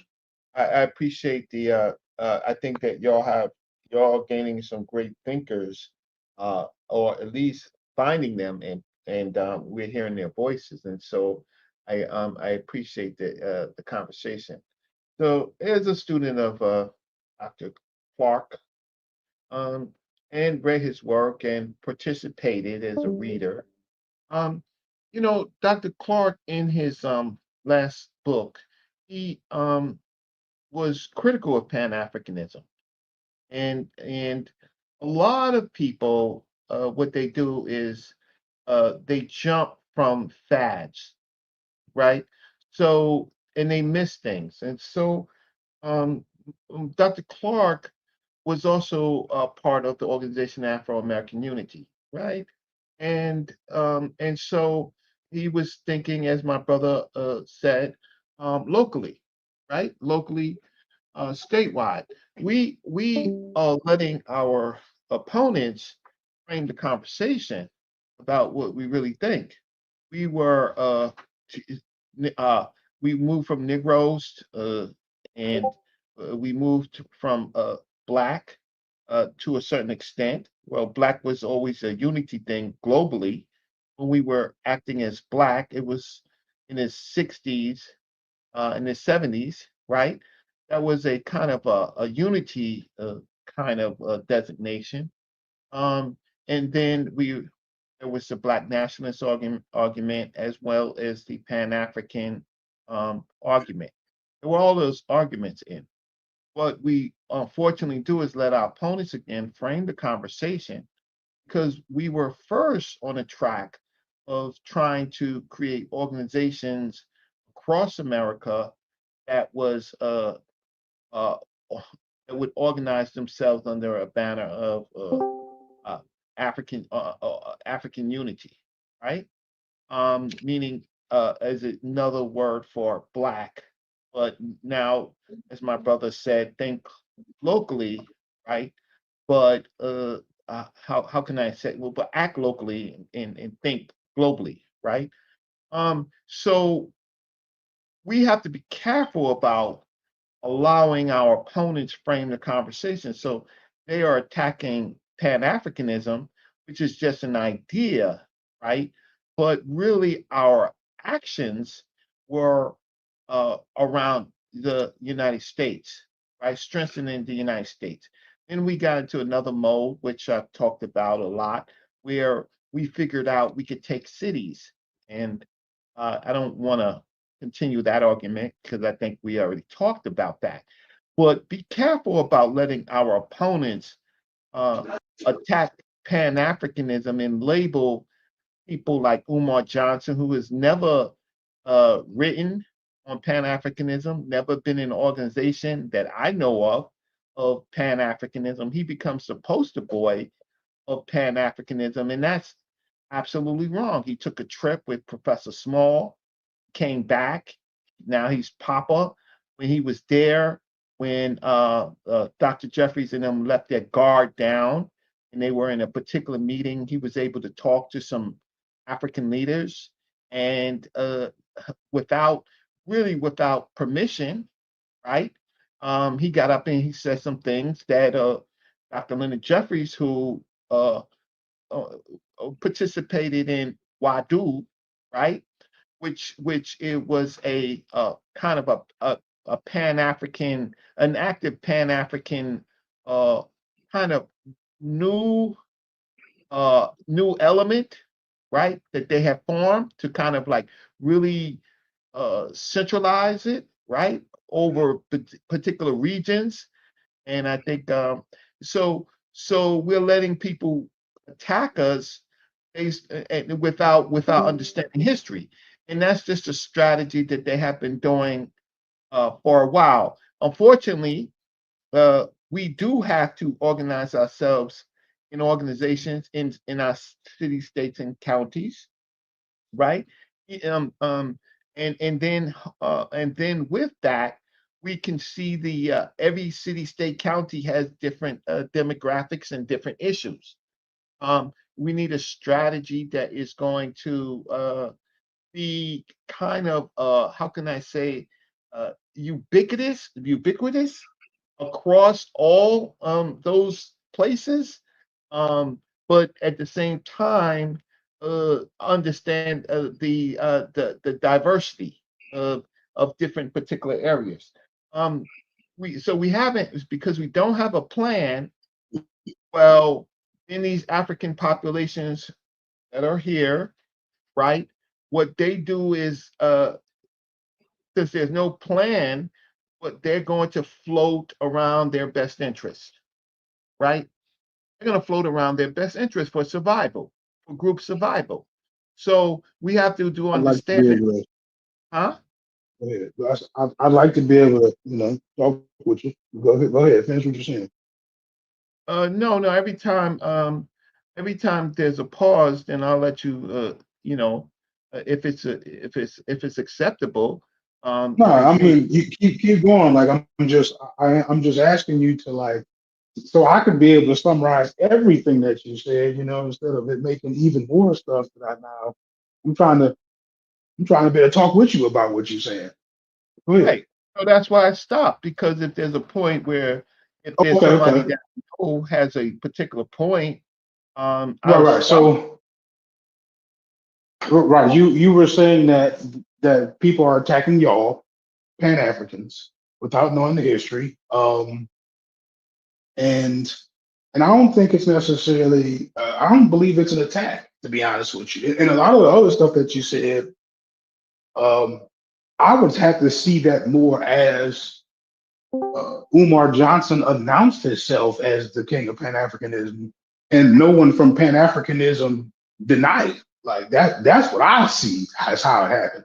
Like nobody came up and was like, "Nah, what he doing is wrong. He off the chain." Nobody did that, as far as I know, other than And, like I admit, maybe people somewhat saying it around this neighborhood, but not like getting on the big horn, being like, "This is not Pan Africanism." I ain't seen that.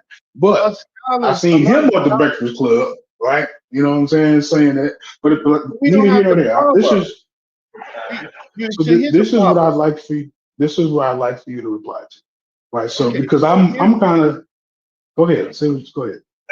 so here's the dynamics.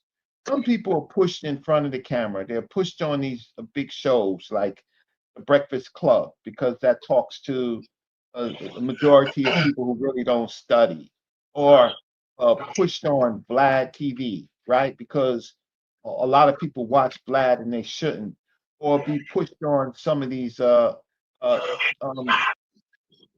um, bigger black talk shows, and some people are not. I agree. Uh, I agree. As soon as Umar Johnson started talking about Pan-Africanism and he's Papa. I agree. But the scholars who know best, I have found out that they're resistant to get into public debates because it affects their livelihood. So these nasty public debates actually affect whether they become chairmen and their positions. And our Black intelligentsia, for the most part, they fail, right? They actually fail. Then there's the people like myself who are students, who are independent and not academia.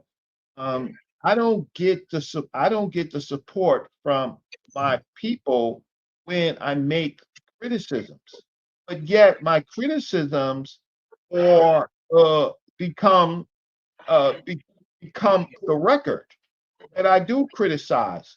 So I have said just now, you want to. Well, Umar Johnson is not a Pan Africanist. Umar Johnson went to a few countries in Africa for his. Actually, I don't want to fight you on that. I agree. I don't think that he's certainly not the Pan African that you're familiar with. I'm not disagreeing with. Right. I'm that like to be honest. Like whatever, however you separate what real Pan Africanism from him, I just agree. Right. So like here's a larger point. I guess maybe I wanted you to say more about the other stuff I was saying. There is So no like Pan African. let me give you a quick analogy. Say you have this is the best way I could think of to do it. Just follow me for a second. Say you have a guy who wants to approach this lady, right? And the guy thinks to himself, I need to lose weight before I approach this lady, right? So he goes, loses the weight, finally gets the courage to approach the lady. He approached the lady, and the lady says, I like fat guys, right? So he doesn't get what he wants. So he actually, this is why it fits, right? Because if it's not about starving out America, I know, follow me what I'm saying here, then this whole middle trip here just needs to be something completely different, right? Like you assume that this connection like possibly leads to starving out America, right? But you don't.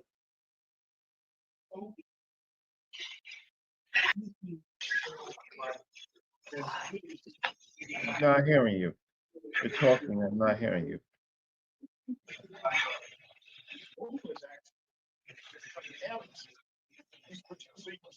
Is everybody else hearing him? Because I'm not hearing him.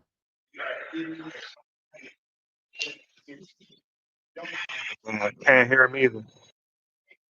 Yeah, so he's underwater. So we can't hear you. Something's wrong with your mic. Okay. So while he gets his mic up, here, cut me off. What I tried to say is that Pan Africanism is just an idea,